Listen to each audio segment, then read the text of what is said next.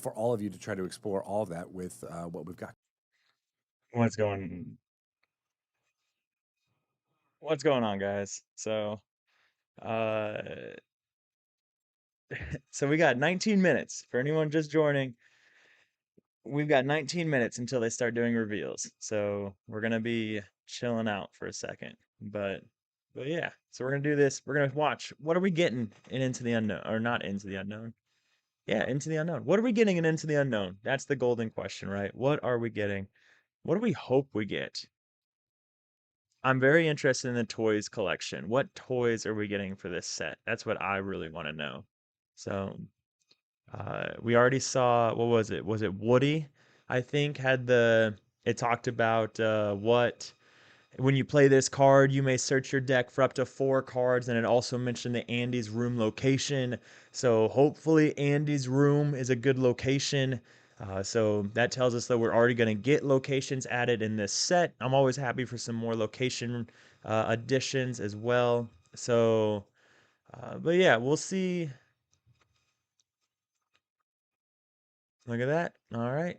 So we'll see what we get. We'll see what we get. But we have 18 minutes, 17 minutes until this starts. Okay. So right now they're just kind of chatting, kind of shooting the wind, waiting. So we're not missing anything yet, but we'll kind of see what they're talking about. What are you guys hoping that we get? What are you guys hoping we see from the reveals today? They still have time to fix Pixar before the release. I don't, Christian. I don't think they do. I think they're out of time, brother.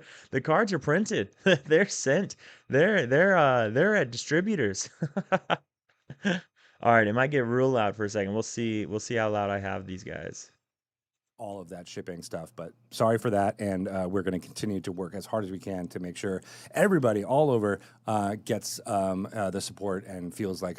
Okay, they're just talking about the Mexico issue. For those that don't know, maybe you're not on paying attention to like the Lorcana social medias.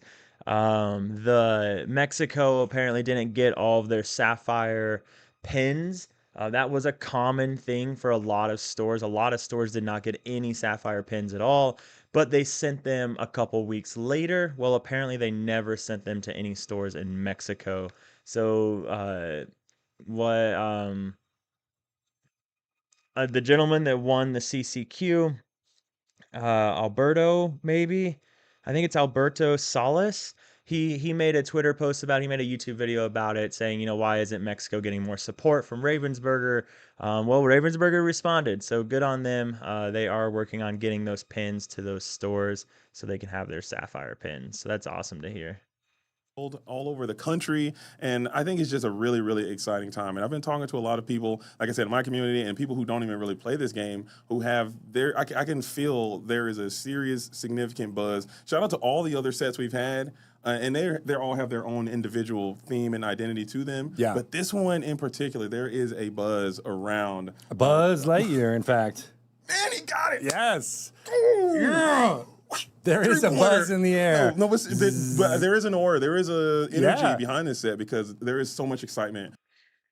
What's funny about that is I don't know if there is energy around this set.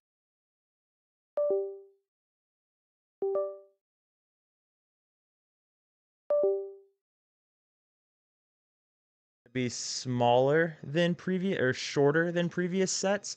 Uh, so there's that. So I don't know. I don't know. It's the set before rotation. So for me personally, all that I'm really thinking about is rotation coming up. I don't, I'm kind of already like, I'm going to buy all the stuff. I'll get my case and I'll do the boxes and I'll do the videos and I'll play the game. But I'm already kind of over Into the Unknown. We got it's the set before rotation. It's going to be a shorter set than others. Like I don't know. I already have tickets for Infinity, Indianapolis, so I won't be playing core there. I will be playing core. I am going to Paris for the LCQs. Molly wants to go to Disneyland Paris, so we're headed up there. So there's a reason to care about core. Um, but I mean, I honestly, I don't even know when that's at. If it's after the Into the Unknown, then the entire meta will change. So I don't know. It is interesting. I just know I'm ready for set rotation. It's gonna be cool to see what Pixar characters come out, we're gonna see Toy Story and stuff. Um, then yeah, it'll be cool to see what we get. Like, because there is love around Pixar, of course. So I don't know. It's gonna be interesting. As a Pixar Disney, I'm pumped. Hey, yeah, that's what it's all about, right? Like the Pixar fans are definitely gonna be super excited for all this. Maybe that's part of it. I'm just a bigger Disney fan than I am Pixar. Not that I don't love me Pixar movies, of course. I mean, Molly's favorite ride at Disney World is the Slinky Dog ride at Hollywood Studios. So, but yeah, I don't know. It's gonna be fun. I'm interested for the mechanics that may come out with this set as far as like the tribal tag with toys. That's going to be a lot of fun. So, but let's see what these guys are talking about. About 13 minutes. Change and clothes Change quickly. clothes 13 and minutes. talk for 2 hours straight. With no breaks, no I know, mess-ups, right. nothing. Yeah, exactly. But no, it's cool. By the way, they also pre-tape talk shows like Tonight Show and things like that. I don't know if you know. Are you that. serious? Next thing you know, you're gonna tell me Santa Claus isn't real, man. Something keeps happening with my computer and it keeps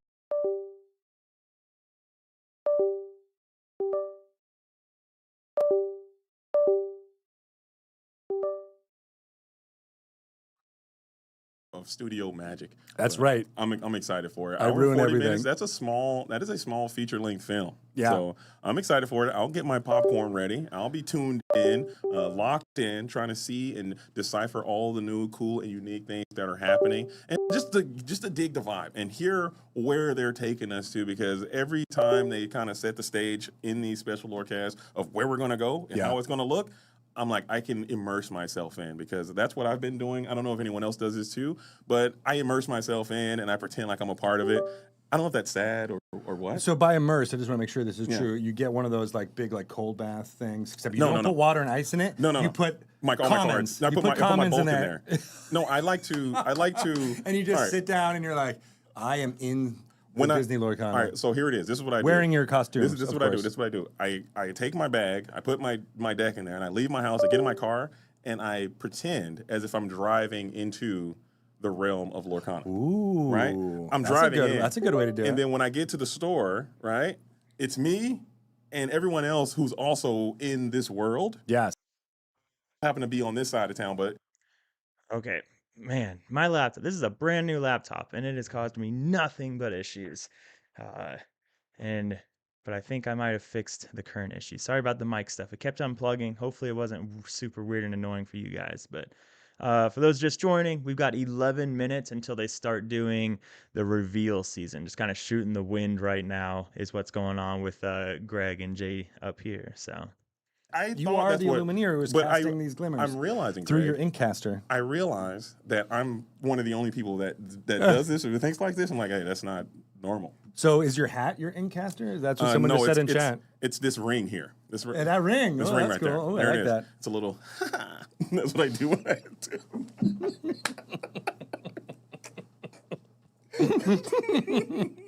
That's what I do when I. That's right. We got like Michael Winslow over here making sounds. That's my when I summon my glimmers, when dude. you cast things, you're like, When I cast There's an interesting one. What do you guys think of, so I had this conversation in 20 Lore the other day, kind of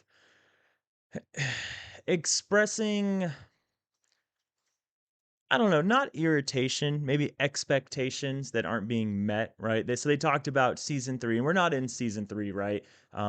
Season 3, though, it's not supposed to be rushed. Season 2 was all rushed. We had a last minute rotation that I don't believe was planned at all. I think that was a push the red button kind of thing. We had CCQs that were just kind of thrown around haphazardly with no real indication of what the requirements are, and just the last minute changes into player support and all those things. And so I just kind of expressed like, not frustrations, but expectations that aren't being met for the community. And some people agreed, and other people felt that I was wrong, and that's perfectly fine. But what do you guys think? I don't know. For me, I don't know. I think that I think there are expectations for the players that are not being kept, despite the community doing their best to keep the game afloat. And with that being said, the game is staying afloat. The game's profits are doing very well. If you look into all that, the game's profits are doing fine and in a good enough position to keep going and everything. Then Ravensburger's stock is doing fine and all of that. So the game, the game is not dying, all right, by any stretch of the imagination. So if that's your answer, then you're wrong, because all of the statistics point the other direction, right? But I do think but the reason for that, I don't think, is because of the competitive community. I think the reason for that is because of the household gamers community.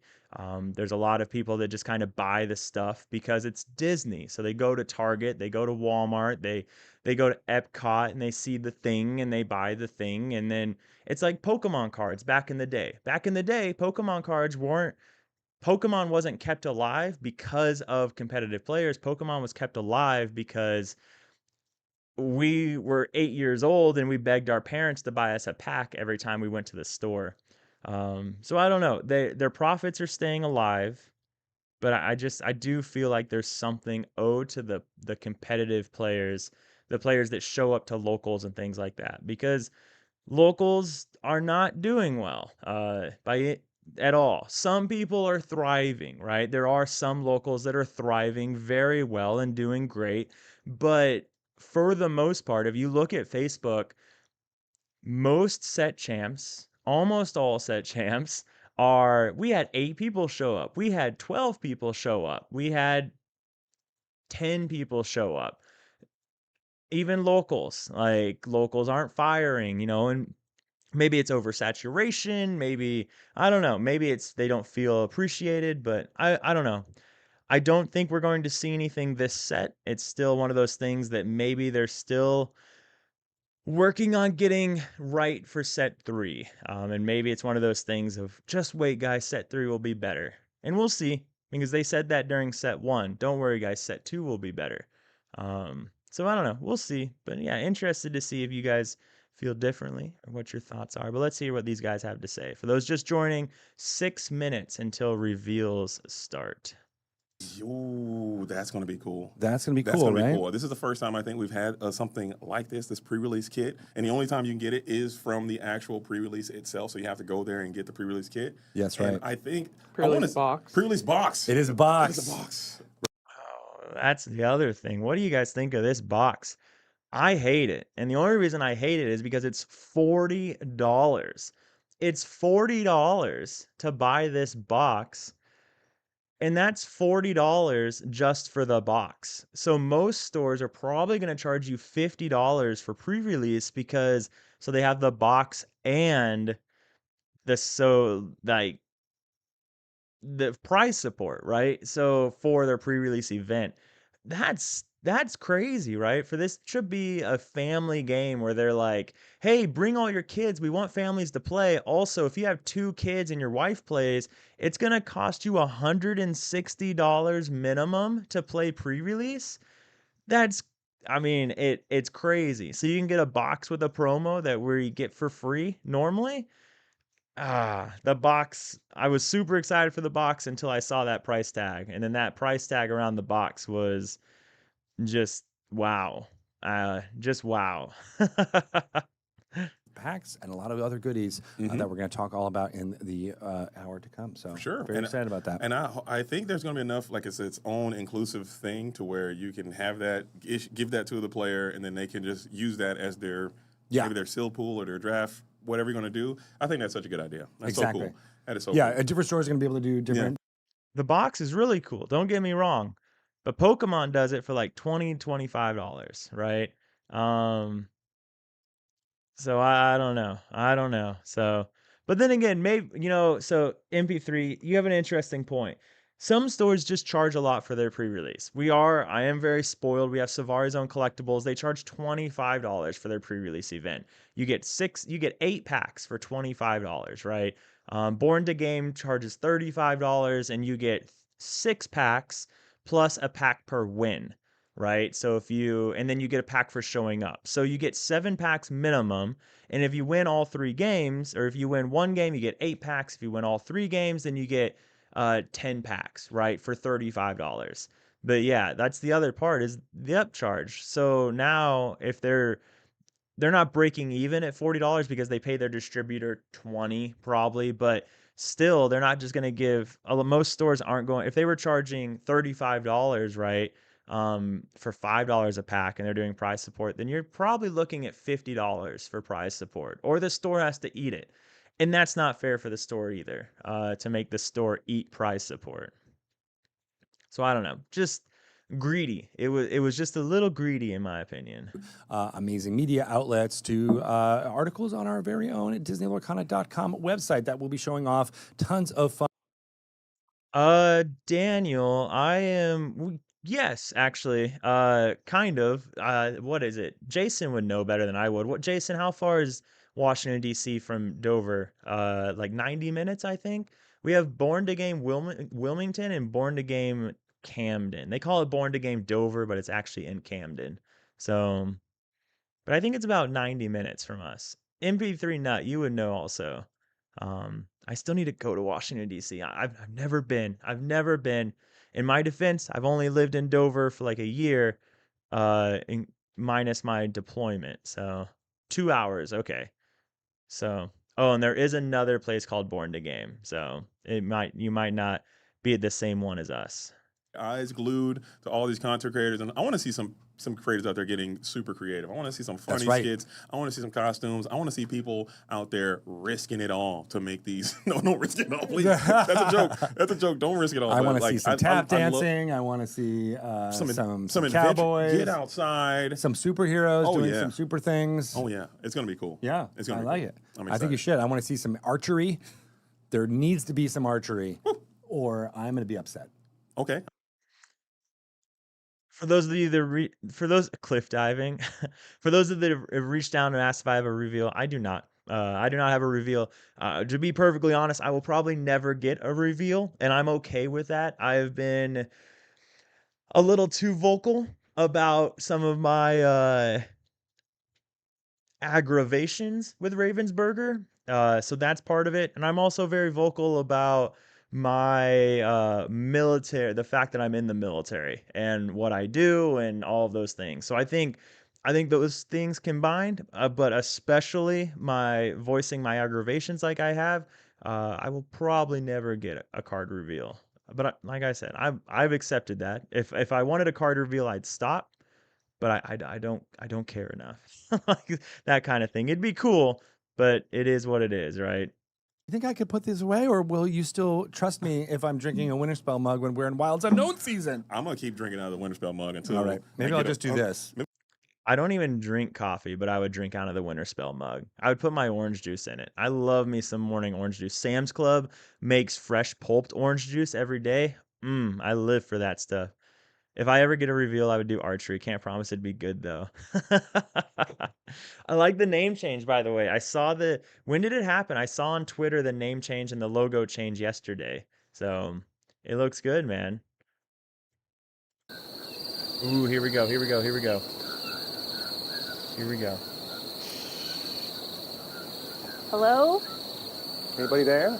I hear voices. Where are we? I hear something. What's going on? Whoa, this place is crazy. It is wild. What is That's really happening cool here?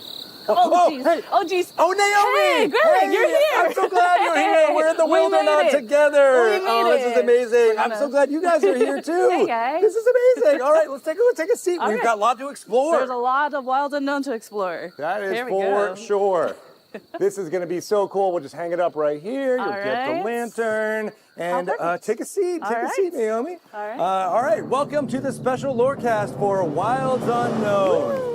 Dun, I dun, love this dun. backdrop. I'm so excited for you all to be here in the Wildernot. I am Greg Tito, Director of Communications The at Wildernot. Ravensburger, working on the Disney Lorcana TCG. And I'm here with Naomi Kim. Hey, Greg. You are the International Product Manager. I am. I'm the International Product Manager At Ravensburger. Ravensburger on Disney Lorcana TCG. I love it. I'm so excited for you to be here. You do such great work. Part of what you do is bringing people together.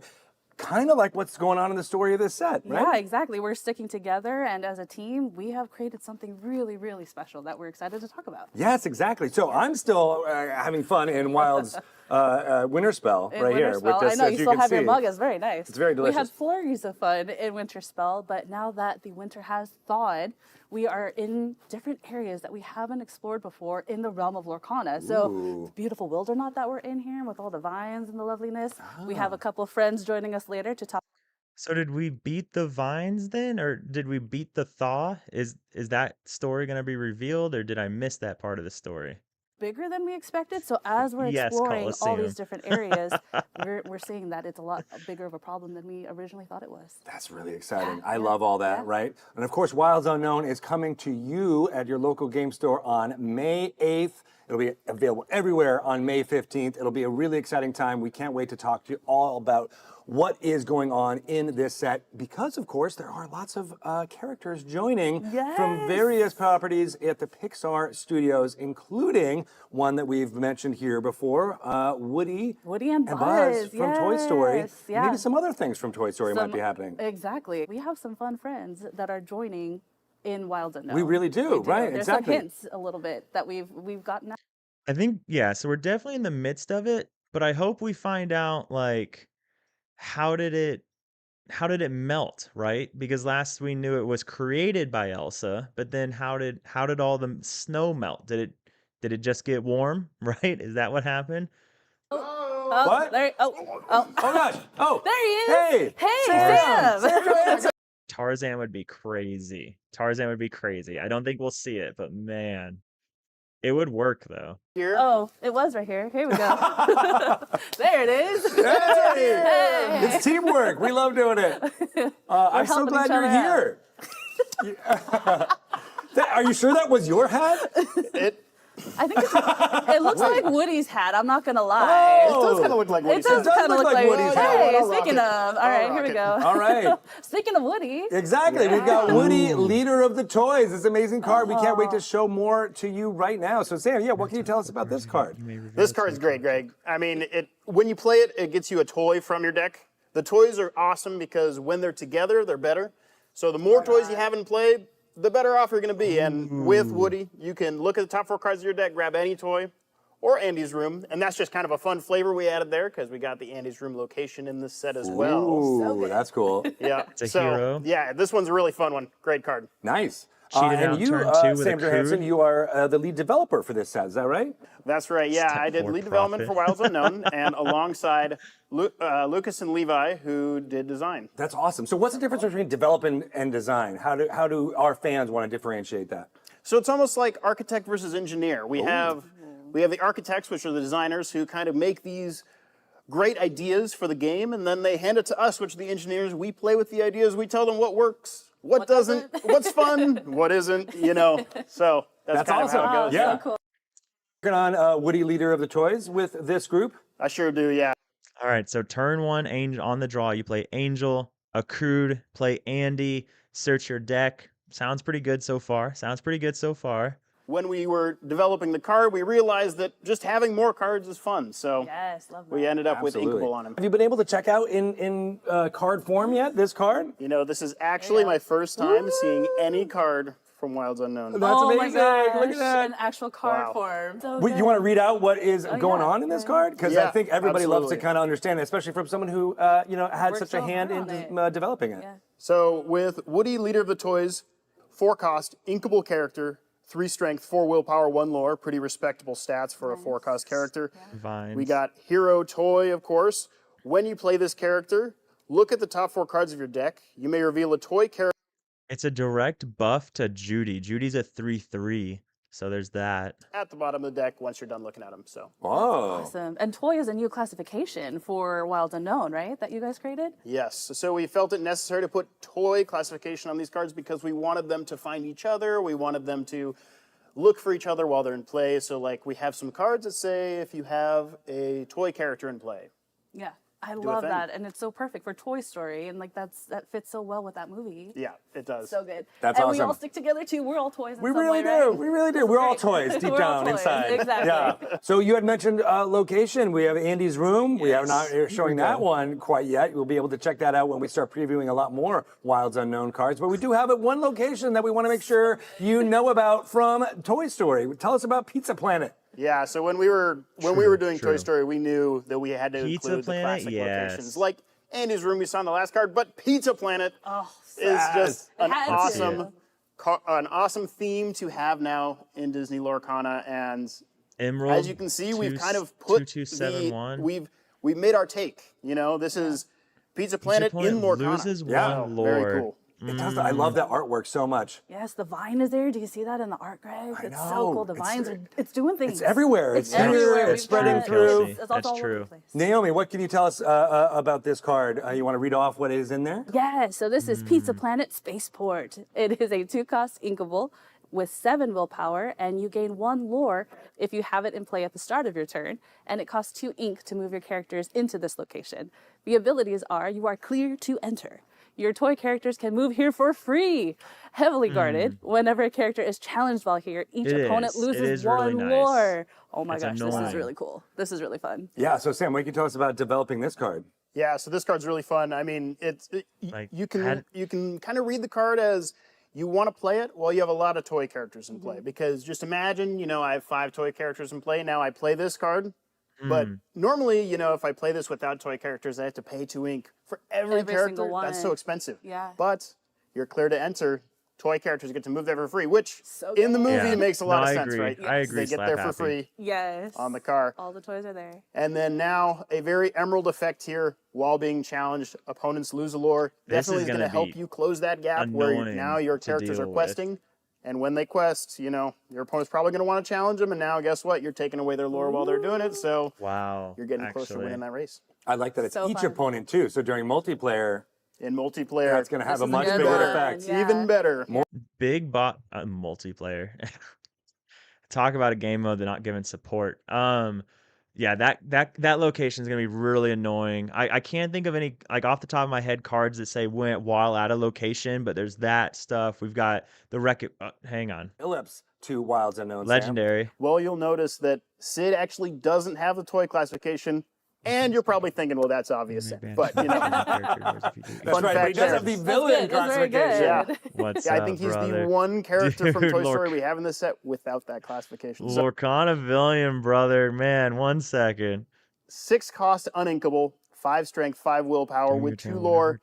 First ability, gain 2 playtime is lore? over. When you play this Wow. character, you may banish another character of yours. If you do, each opponent chooses and banishes one of their characters. So we Wow. kind of thought of this ability as, Wow. what does Sid do? Well, he banishes his toys. And guess what? When he banishes his toy, he's going to make you banish one of yours too. Yeah. That's awesome. Double prizes here. During your turn, whenever a toy character is banished, gain 2 lore. I love that. The unsettling in that art. I love that. Yes, so true. Playing toys as well. Wow. Guess what? Playtime's over. I banished my toy. If you have to banish one of your toys, that's 4 lore Nice for to me. see you, Baker. Wow. Thanks for 4 joining lore. us for a Yeah. little bit. Huge, right? So Yeah. he may look Ruby getting some love, costly, man. 6 cost uninkable, kind of hard to play, but Of course, very powerful. When uninkable you get though. him there, it's going to be a good one. yeah, it's going to be a good That's one. awesome. So, right. So I see him there holding the magnifying glass, and he's in a area Baker, you could have a new logo. that we'll talk a little bit more about. But he's going to use the power of Their the sun bios, there. Yeah. Each Yeah. opponent chooses and I can't banishes wait. One of their characters. That shirt is awesome too. I think I was wearing that I shirt. feel like I've seen that I know, does in get yeah. your wardrobe Ward. before. That's true. It is. It's in the list of shirts that we wear here That's for Lorecast, which is interesting. always super fun. Awesome. Well, Toy Story is not the only movie from Pixar we that go. is joining What do we Wilds got? Unknown. Some of you eagle-eyed fans out there might have been able to And see Quest for some Two. of this from the packaging and things we were spoiling during the Winter Spell special Lorecast. But I am happy to announce that Brave. That's right. Brave right. is Merida? joining Are we into gonna see Disney Merida? Lorcana, and we wanted to show off one of those cards, and this one is called 3 Arrows. It's an action from Steel. yes. Check that out. Ooh. Yes, 3 arrows. 3 arrows is a Maybe great one card. damage. So it's a 3 cost inkable action, and the it's broken up into 2 parts here. Our first part is deal 2 damage to chosen character, and the second part is you may deal 1 damage to another Yes. chosen character. So that is all about I really hope we see a location card that's the waterfall that Merida climbs in the beginning. I really hope we see that location. As far as this action goes, not a fan. I don't know. Now, maybe green steel, right? Green is really trying to do a lot of damage and ping characters for its effects to go off. So maybe that's something, right? Ooh, and an Yeah. epic. So Shane Smith has gone through with his team and added a lot of little details in there with the UV spot gloss. If you guys see this card, there's little things in there that will be very fun for you to Here, check show out. off the spot gloss. Here, let's take a look. Look at that. See that? Fancy. Pretty amazing. Do you see these? That is Oh, a it's cool, so epic good. version. I love it. Really pretty. Can't wait. So, well, you can't have an action like 3 arrows without A bow? Merida joining, and we have her Okay. here With her bow as and a arrow. formidable archer. That's right, and Steel Merida has a legendary. fantastic ability here. Let's go ahead and read through it. We got the 5 cost uninkable, 3 strength, Whenever 5 one of your willpower, actions deals 2 damage, lore, hero princess, of course. Oh, And the first ability here, when you play this character, you may return an action named 3 arrows from your discard to your hand. And now, the 3 arrows card, of course, That is interesting. So 3 arrows will deal 4 damage, and then its ping damage will deal 3 damage each. Wow. Well, for one of your actions deals damage to an opposing expensive, character, though. deal 2 damage to that character. this is super well. So this is- expensive. That's the This problem. is not only with 3 arrows dealing 4 damage and then 3 damage. You could also use this card with fire the cannons, maybe. Deal 4 damage. Or even in Infinity, you could use grab your sword to deal 4 damage to each opposing character Ooh, with good Merida game in play. uses. Oh, that's so good. I'm so excited. Steel Song maybe coming back to the forefront. Wow. We'll see. We'll see. excited I for love it. that. That's very cool. Yeah. Awesome. Well, can I just make sure we get that epic card back? Unfortunately, Hey, Greg, look over there. What? I'll take the epic. There you It go. is I uninkable, know, right? That's all right. We're gonna Steel stick Song's already together. heavy on uninkables. That's amazing. Well, you know what? Speaking, you did actually show these cards. And her ability is just expensive. So, that's interesting. But if you did accrued it out, that's actually really interesting. Because if you accrued it out, like green can't Ursula the actions, right? So, what an interesting card. Ooh. We are here at Pixar Animation Studios, and this is the Pixar League. Hey guys! And I'm sitting here with John and with Edwin, and we're gonna do some fun card reveals for Wilds Unknown. Are you guys ready? We've got some fun things to share with you guys. I'm gonna share this card with you and see what you think. Oh. Seems good.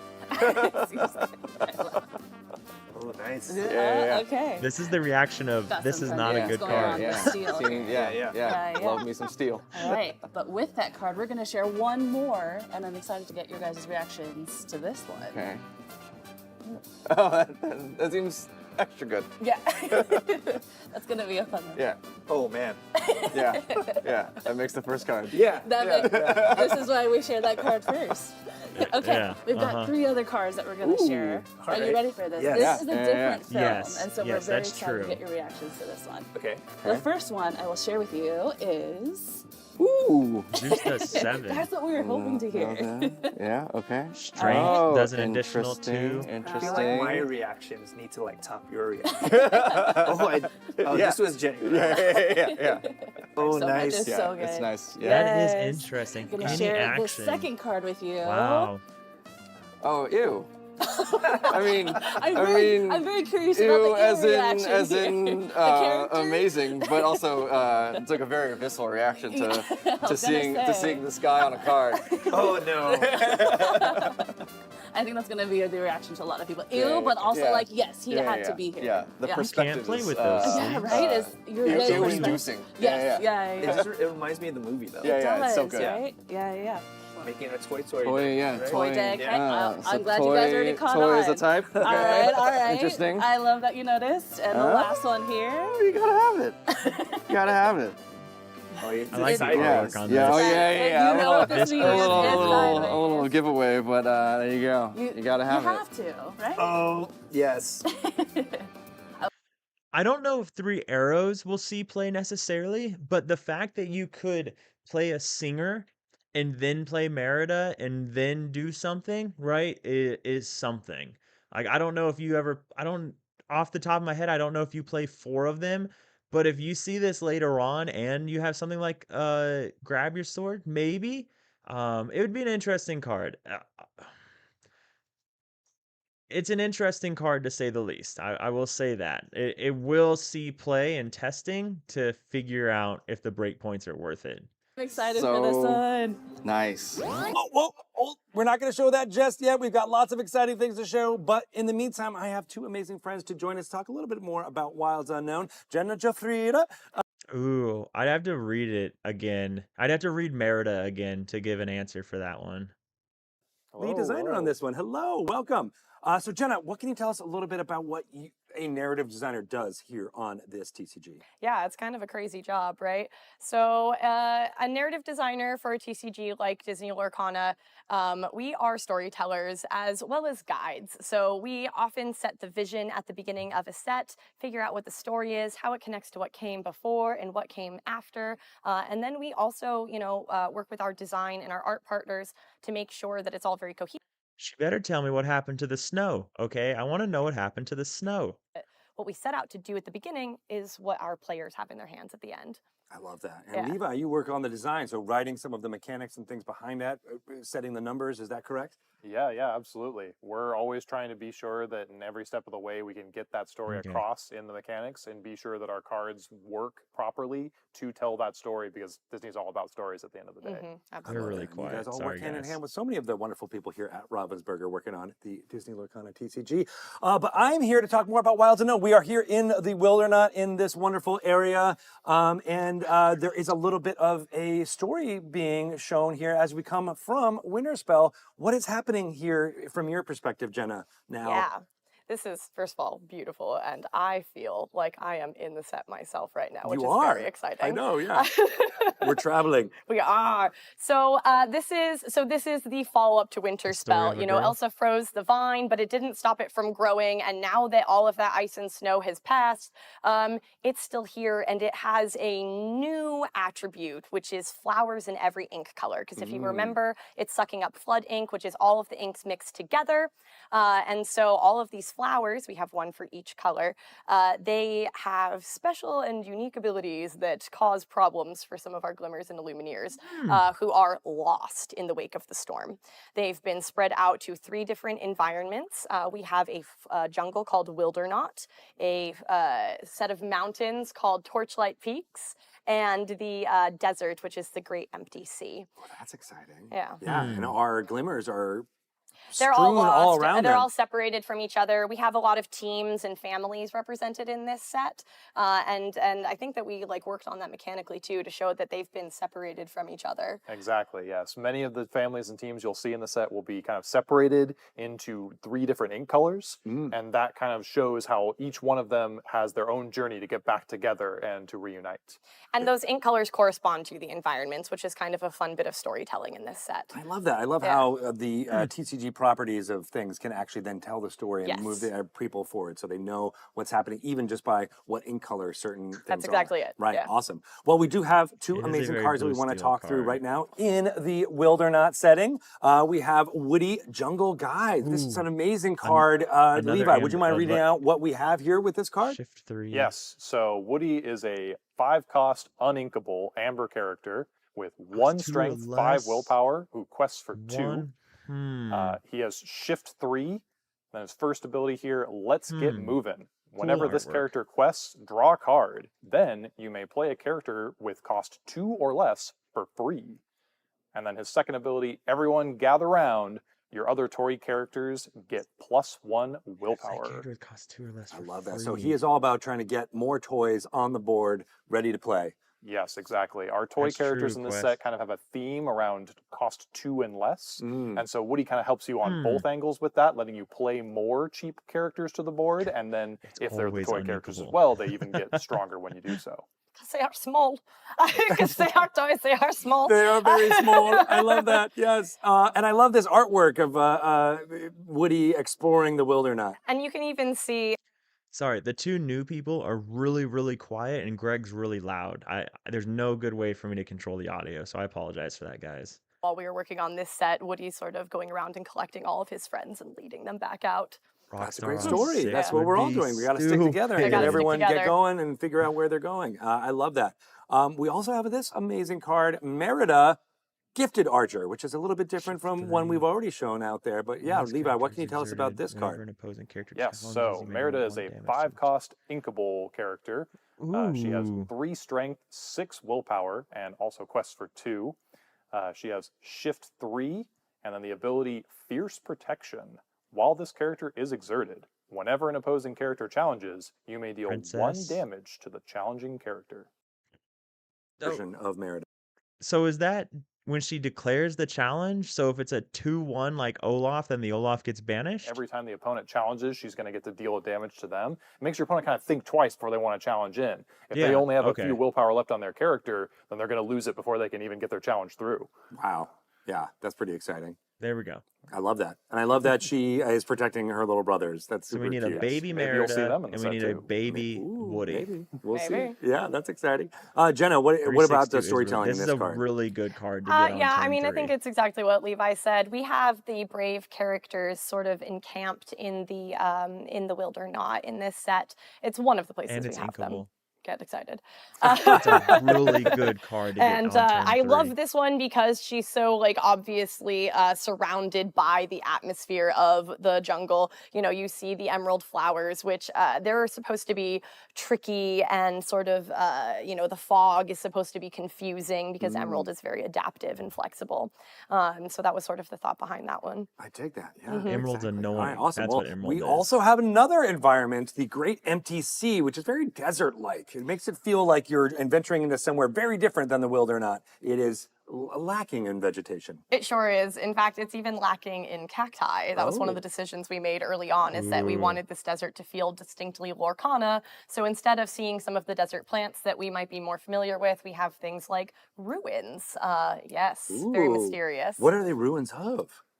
I would say structures that Illumineers of old have built, and hopefully their purpose will be revealed later. Will, we There don't is talk about that, also okay? a pretty big threat lurking out in the desert, but I can't say much about that here. Oh, all right. Well, maybe our Lumineer, who is venturing into this area, Venturo. in fact, Yes. which you can see depicted here in this card, Remote Inklands.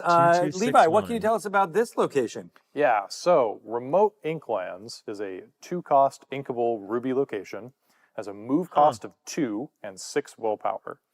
It has 2 abilities. Eroding Winds. At the start of your turn, put the top card of your deck into your discard.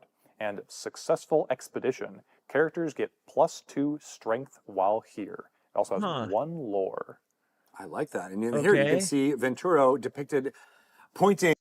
So we're definitely going to see more discard mechanics this set, like play with your discard kind of stuff, I would think.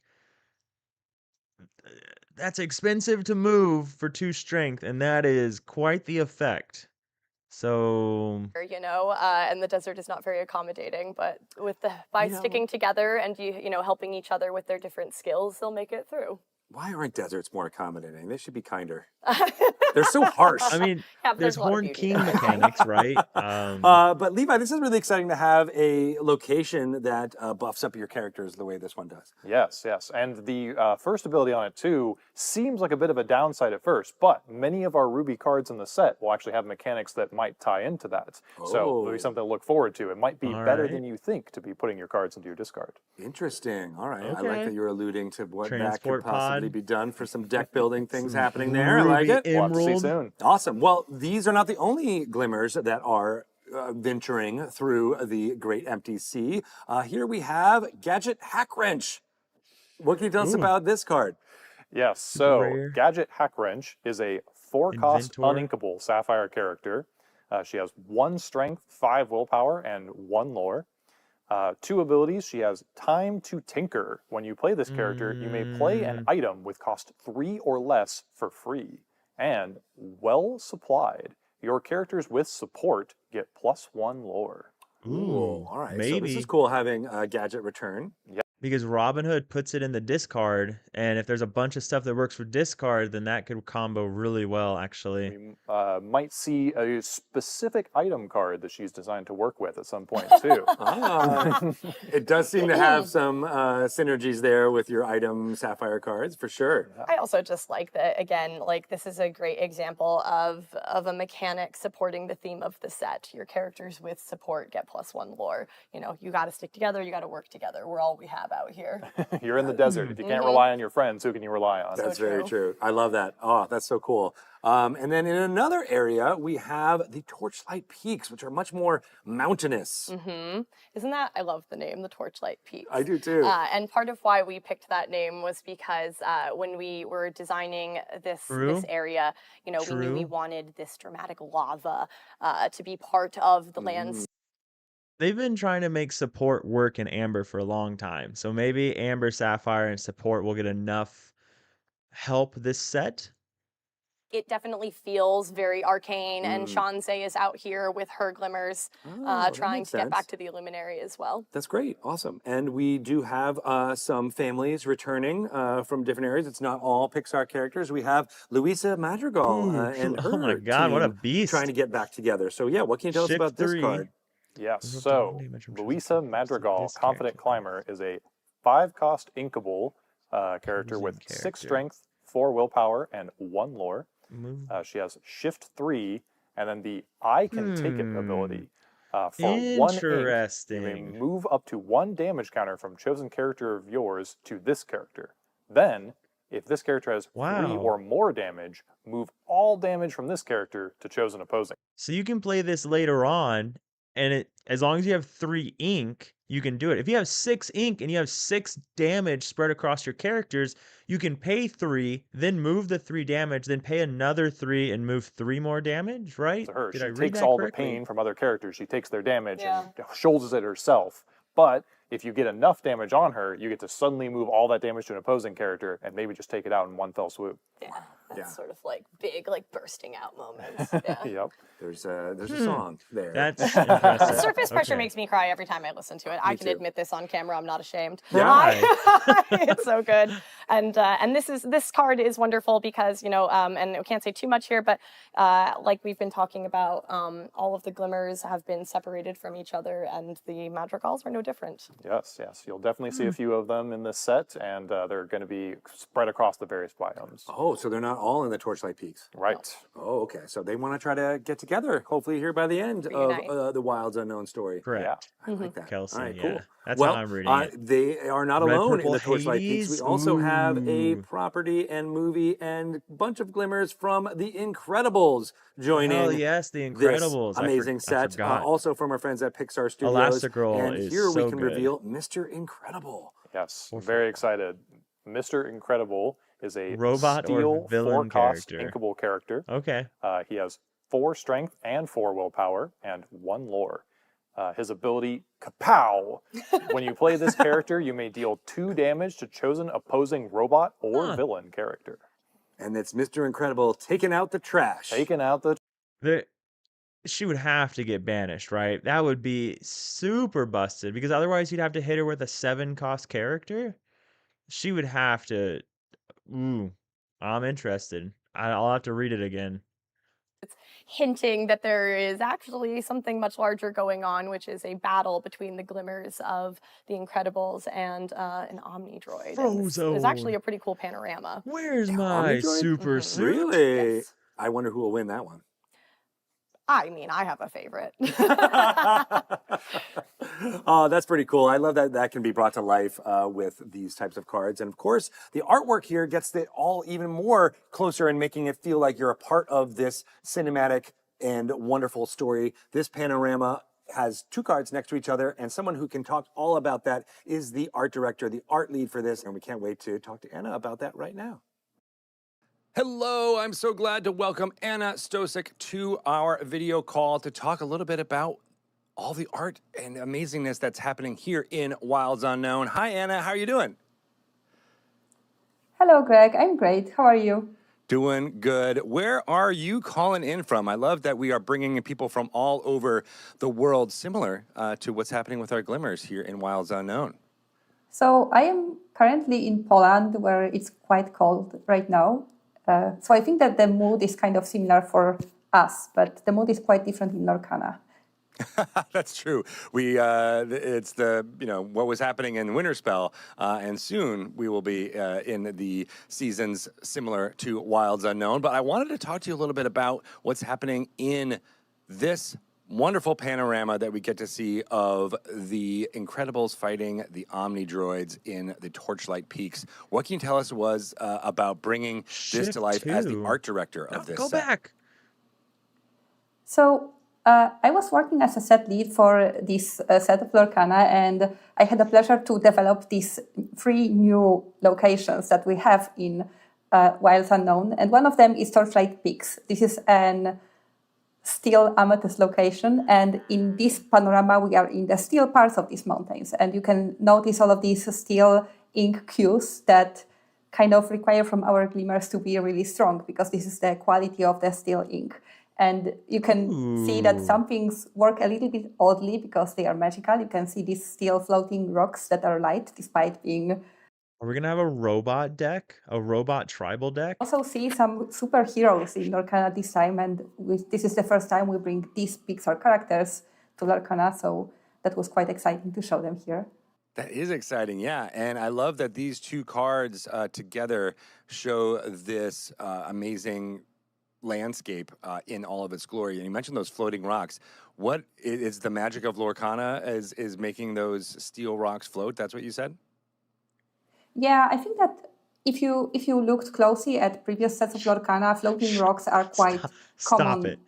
Stop it right now. Theme for the steel locations in Lorcana, because we like them to have this really blocky square feeling while making them still feel very magical. And I think they missed an opportunity here, unless there's going to be another droid to do something like Omni droid takes the ability of opposing character, because that's what Omnidroid did, is it took the power of others, right? It adapted. Now we are in these new specific environments that are quite dangerous for our glimmers. I hope so. So we really wanted to make them feel like they have a lot of obstacles on their ways. And I think that for these flying glimmers, like you can see in the background, the little silhouette of Mrs. Incredible, I think that a floating rock may be quite an issue for her. Maybe not for Mr. Incredible that the card is about, but for him, the lava pits are definitely something that he has to be mindful of.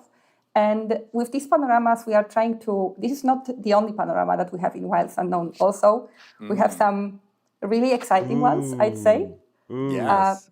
But that's a cool idea, Will. We wanted to show some panoramas to just be able to showcase the wider story a little bit better.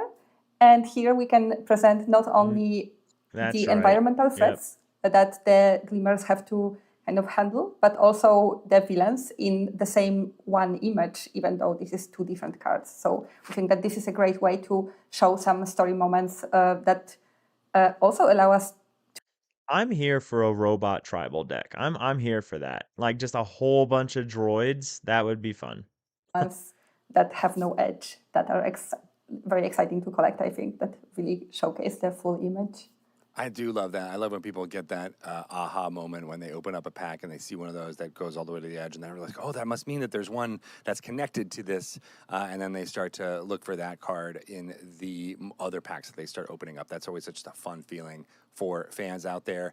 But you as art director at Ravensburger, working on Disney Lorcana, what's it like working with the different artists to keep the ways that these environments look consistent from card to card? Is that something that you find challenging, or is that something that, you work with these different artists and they love having that kind of feeling of placing them in these environments?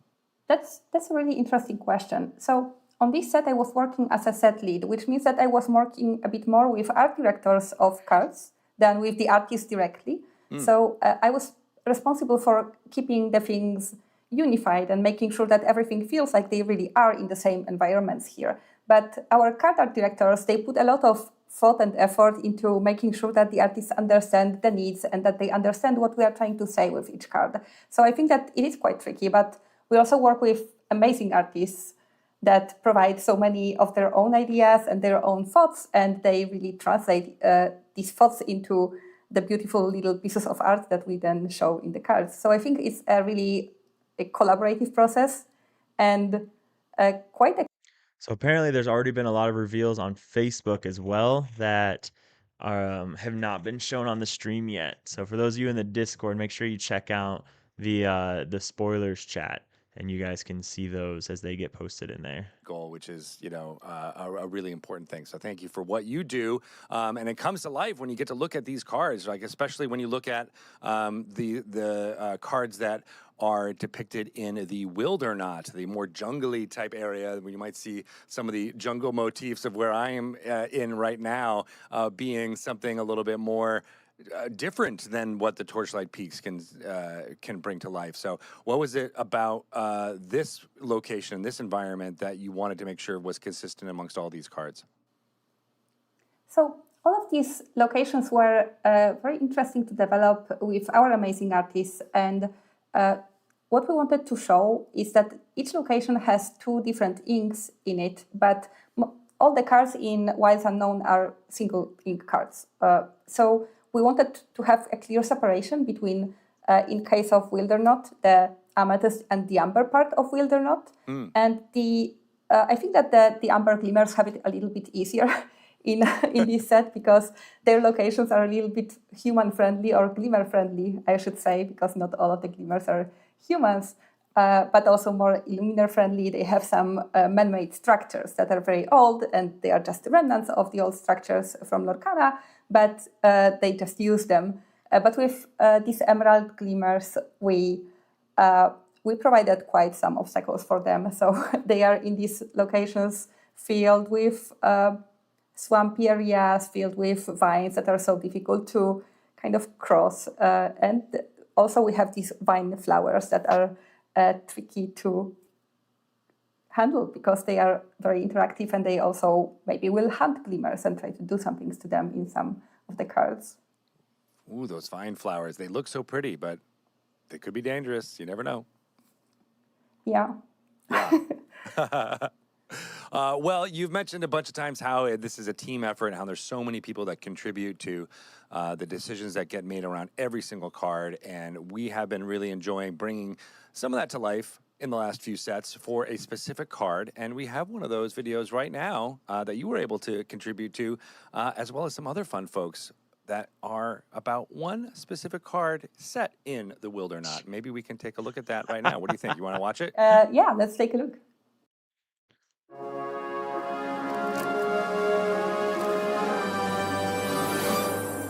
Spell, an Elsa Glimmer was summoned to try to freeze this rapidly growing vine that was sucking up all of the flood ink in Lorcana.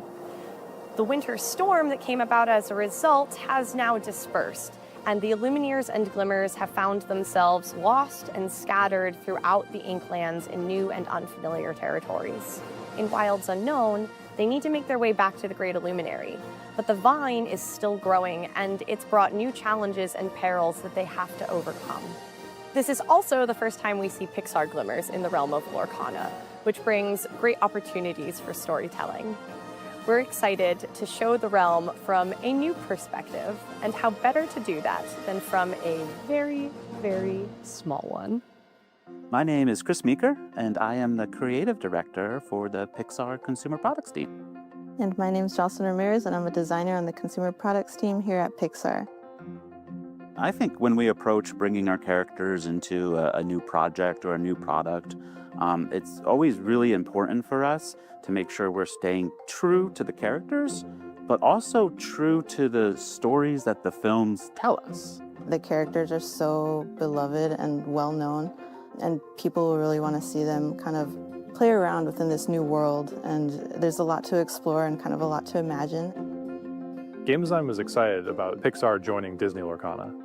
In particular, I've always been a huge fan of Toy Story. From a gameplay perspective, 332 cost? toys open up a lot of interesting possibilities. In particular, Buzz Lightyear is a standout toy who we knew would need a standout card. Buzz naturally fit the identity of an Emerald Glimmer because he's adaptable and quick thinking. We also knew we wanted him to work together with action cards because he's an action figure of an action hero. Oh, Jesus. And that's just fun. When it comes to a character like Buzz Lightyear, I think to help really recognize him and make sure that he's kind of the character we all know and love, you really want to still have this sense that he's going to be kind of your guy to do all these action moves and to be the hero, really. And, you know, of course, that goes into his costume and the way that he looks. First and foremost, I think of Buzz Lightyear as a toy.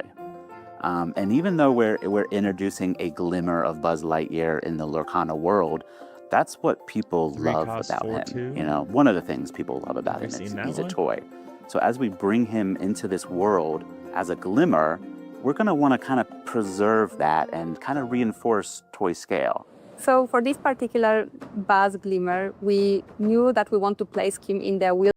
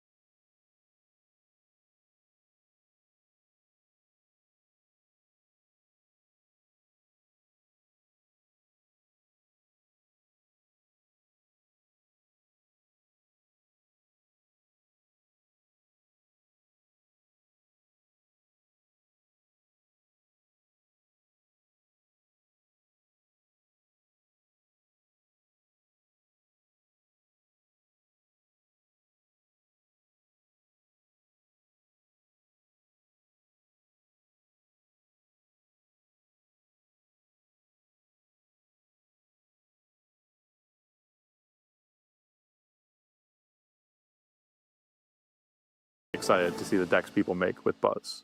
We work on a lot of, I'll call it on-model Buzz Lightyear product, whether it's action figures or character art, you know, the same Buzz Lightyear from the films and the white, the green, the purple outfit. So to have Buzz Lightyear kind of reimagined as a glimmer in the Lorcana world is something that's very new and it's very exciting. And it's exciting because it's not something we get to do very often. Lorcana is a highly collaborative process, and working on a card like this requires a lot of different people. So we normally have many different passes and many different versions of the character before we actually see them how you can see them in the card.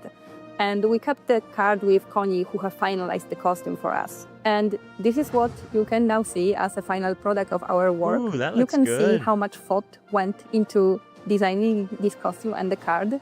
For example, the camo that Bat has is actually an emerald camo, so it helps him in this emerald part of the jungle.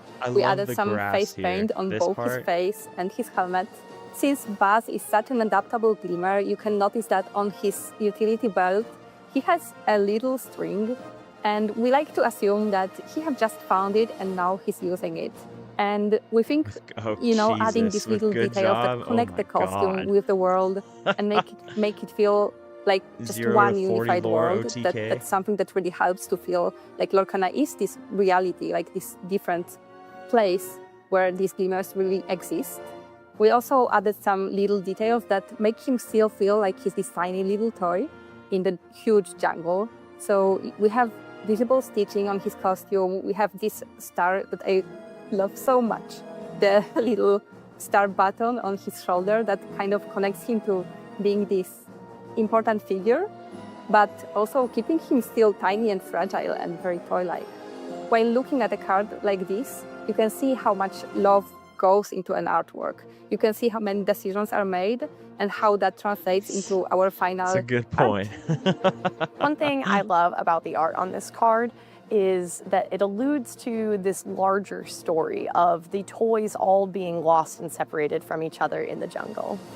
We wanted to find moments of opportunity where the toys could find and help each other.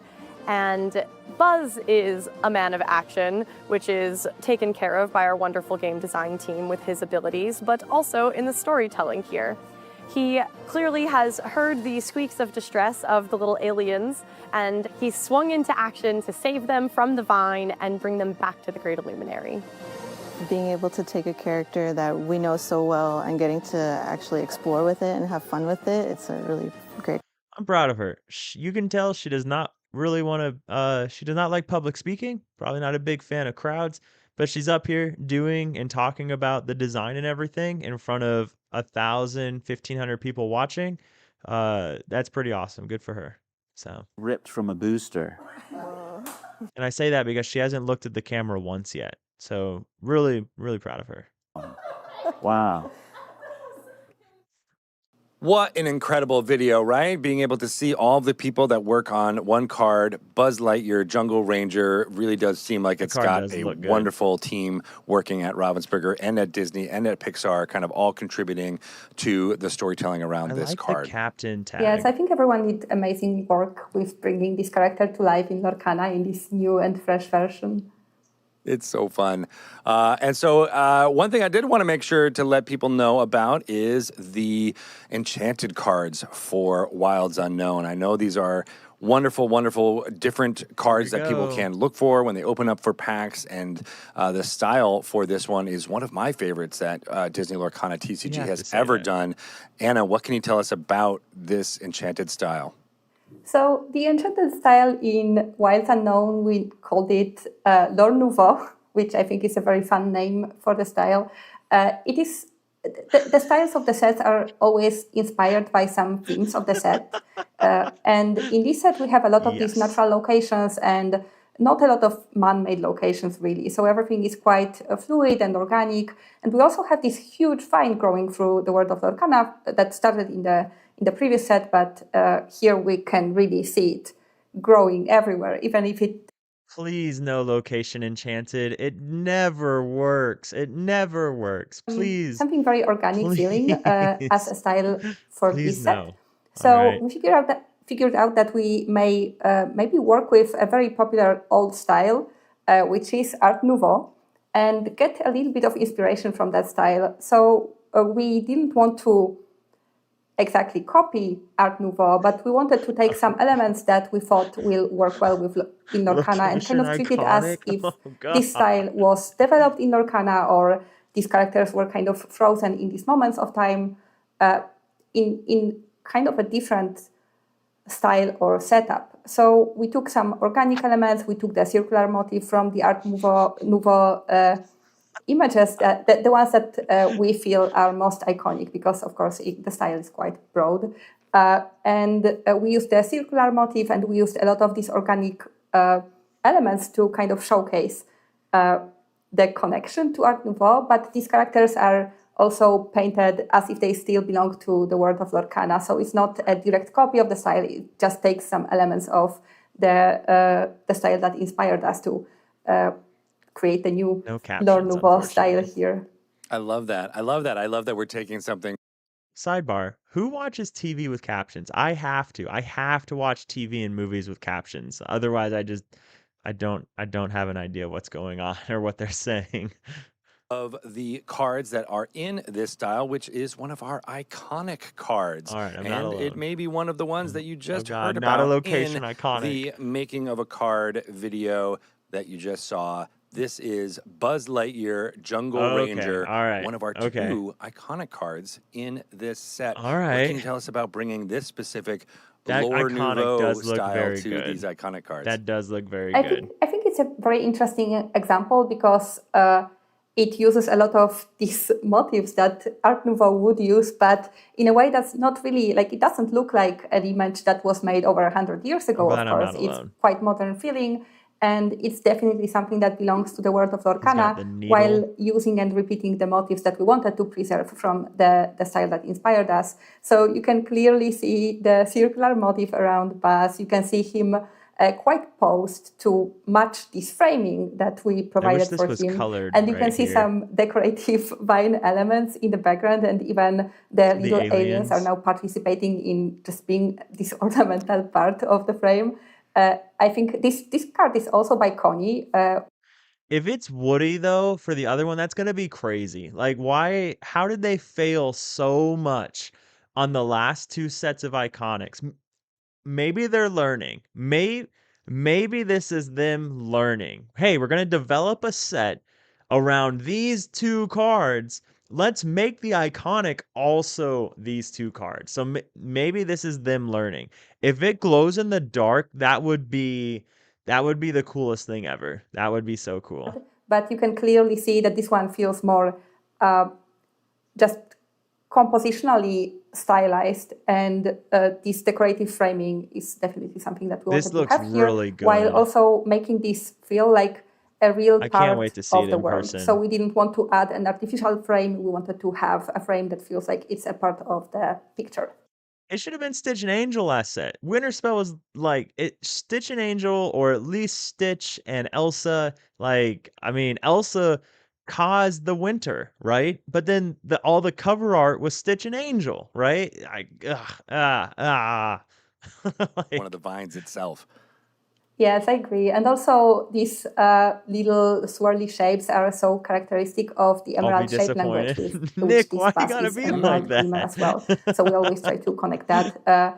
There's a lot of thought put into all of these cards, and a lot of motifs that we want to include always. But I think that Is the there artists and the card is art there directors did is fantastic there a lot of work while thought put working into on what the these Iconics will be? Lore Nouveau cards. They turned out so beautiful, I think. They really did turn out beautiful, and Coney's work here is fantastic. But I'm happy to reveal our second iconic card. Here It we is go. one that you have seen before already in its legendary state, but here it is, Merida, Formidable Archer, in the Lore Nouveau style as our second iconic for Wilds Unknown. Take a look at this. Isn't this wonderful? I think it's absolutely beautiful. It looks I couldn't be happier really with pretty. both of these It cards. looks I mean, really they pretty. turned out so beautifully, and I think that Merida lends herself so well to this Art Nouveau inspired style as, you know, like a young It's a female popular character character. with the flowy hair. But what I also like is It that does look really she's not pretty, a though. super like sweet and flowery character. We have some fine flowers in this card. You can notice them, but This she's looks not really overwhelming. good, And I though. feel This like the looks artist did really fantastic good. work with keeping the Like steel the elements and arrows. really making Merida feel like Merida while and in this like This very is stunning. I'm stylized pose in surprised. the end, but I'm while surprised by making the her feel like choice. herself, but the style having this ornamental and I'm just glad it's not really a location. like art Okay, history they're inspired. both uninkable though. So I think they it's just so beautiful. I couldn't be I happier like with it. it.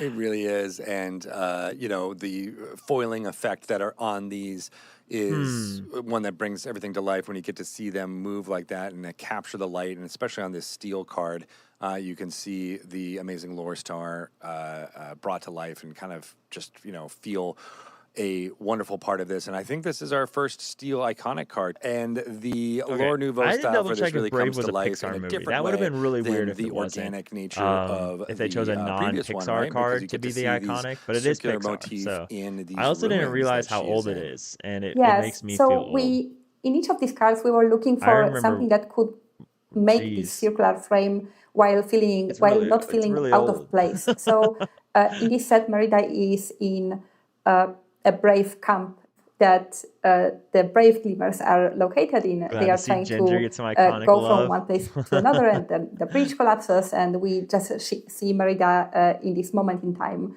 where she's just jumping, I think, protecting her family from Mordu, most likely. I will admit But the I iconics love that are the artist gorgeous used this these set. elements of ruins of the architecture that we see in Lorcana and framed her in this way, while Connie, while working on Bass, used the vine to frame him. We were trying not to always use the vine to frame the characters, or not always use the architectural elements to frame them. We wanted to always have a natural feeling element from the environment that would make it hint to the Art Nouveau, to the circular motifs that we would see in Art Nouveau art, but without being too obvious about it and without adding some artificial elements to the cars that would really feel a bit off or too framey. So I think that both of these artists did fantastic work with combining all of these requirements. And I think it's really difficult. I think that everything, once it's done and it looks so beautiful, it looks like these decisions are quite obvious, but before... I agree with these two iconic choices a lot more than Hades and Ariel, that's for sure. I'll say that much, right? I will say that much. Absolutely, and this amazing work that you've all done in creating this set, it must be wonderful seeing it all come to life and get out there in front of fans so they can start opening these packs and get excited to see these iconic cards and all of the Enchanted cards that you might see when you open them up and get to experience that Lore Nouveau style with that amazing foiling effect. I can't wait. I think it's going to bring a lot of wonderful joy to our fans as well as new fans That's out cool. there. All who the may be colors have wanting an to iconic. look after these cards. We know there's tons of fans of Brave and Merida as well as Buzz Lightyear and Toy Story. I and really so, want story being able to time open from those Ryan up again, and though. get I those really happy like smiles story is what, time. this work that we do together is all about. So thank you, Anna. Thank you to all the art directors and the artists who bring this all to life. But of course, thank you to Anna Stosik, who is wrangling all of those cats and getting them moving towards making these cards even more beautiful. You do good work. Thank you so much, Greg. It was so great talking to Anna all the way from Europe about the art style and everything that is put together. And those amazing cards, those iconics, don't they look so great? So They look so beautiful. great. They're Well, guess what? We have them in person right even here. prettier in person. They are so good in person. Check it out. Oh Look my at that. goodness. I do love the way Buzz Lightyear just pops off of this card. You guys want to take a look? Have you been able to look at them yet? Oh, I guess I should pass. I do like that also, Chicano. I like hearing like the story behind everything and the choices behind it as well. I think that is really cool. Lore Star foil board and everything. The Lore Star foil board. Yeah, the Lore Star foils. It are really so comes nice. to life. Well, those cards are fantastic. I'll never get to hold these again. This is the only time you'll get to hold them, and so now I feel like custody needs to come back, go over here. Yeah, I trust you. I don't know why, but I trust Naomi I appreciate this. to be able to hold those and All store right, those in a very safe place. They are extremely sought after, and I can't wait to see all of the wonderful videos of people opening those, seeing those in their packs. When Wilds Unknown is available for pre-release on May 8th, that's when all the magic will start. In fact, we also have pre-release packs coming available on that day, on May 8th. If you haven't already signed up for your local store through the Ravensburger Play Hub to go to one of those, and you will be able to access. If you haven't already paid your $40, $50 for 6 packs, you need to go do it. You're missing out. Packs and all this wonderful stuff in them, right? We did. We were partnering together on some few fun things that are on here. So if They you call look the at diamond the a star. postcards, I don't know, Jenna, do you want to take a little bit of the context here for this? Okay, so these were a ton of fun to work on. As we were talking about earlier, we have all of the different environments in this set. Wildernaut, the jungle, the Great Empty Sea, the desert, and Torchlight Peaks, the mountains. And so in each of these, you can see the Illuminaires and some of their glimmers lost, trying to get back to the Great Illuminary. And actually, it was a lot of fun because I had the opportunity to work with our wonderful writer, John Axtell, on coming up with the cute little slogans. He did such a great job on iterating on all of that and thinking about like what works best for like a cute, funny little postcard that gets the style and is something special that our players can keepsake and remember this set by. Oh, good. That's part of what I'm paying $40 for. Is that. Dice and 6 Yay. booster packs in each one of these. You'll get one of those 3 Lucky me. postcards. I feel like we want to like display some of these so that you can actually see them in all its life. So we brought in our fancy. Look at this. Some nostalgia A slideshow screen for us to be able to check out the slide projector. That was very good. Space age tech. It's amazing. It is. We also have one of 6 random promo cards available in each pre-release pack. These are really fun. Here we Yeah. go.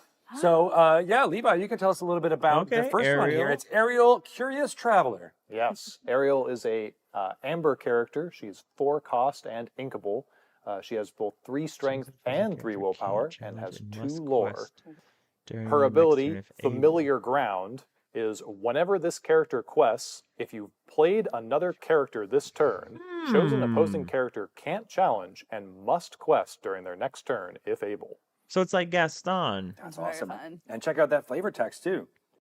Yes, we're still getting troves. So now you get 2 sets of dice.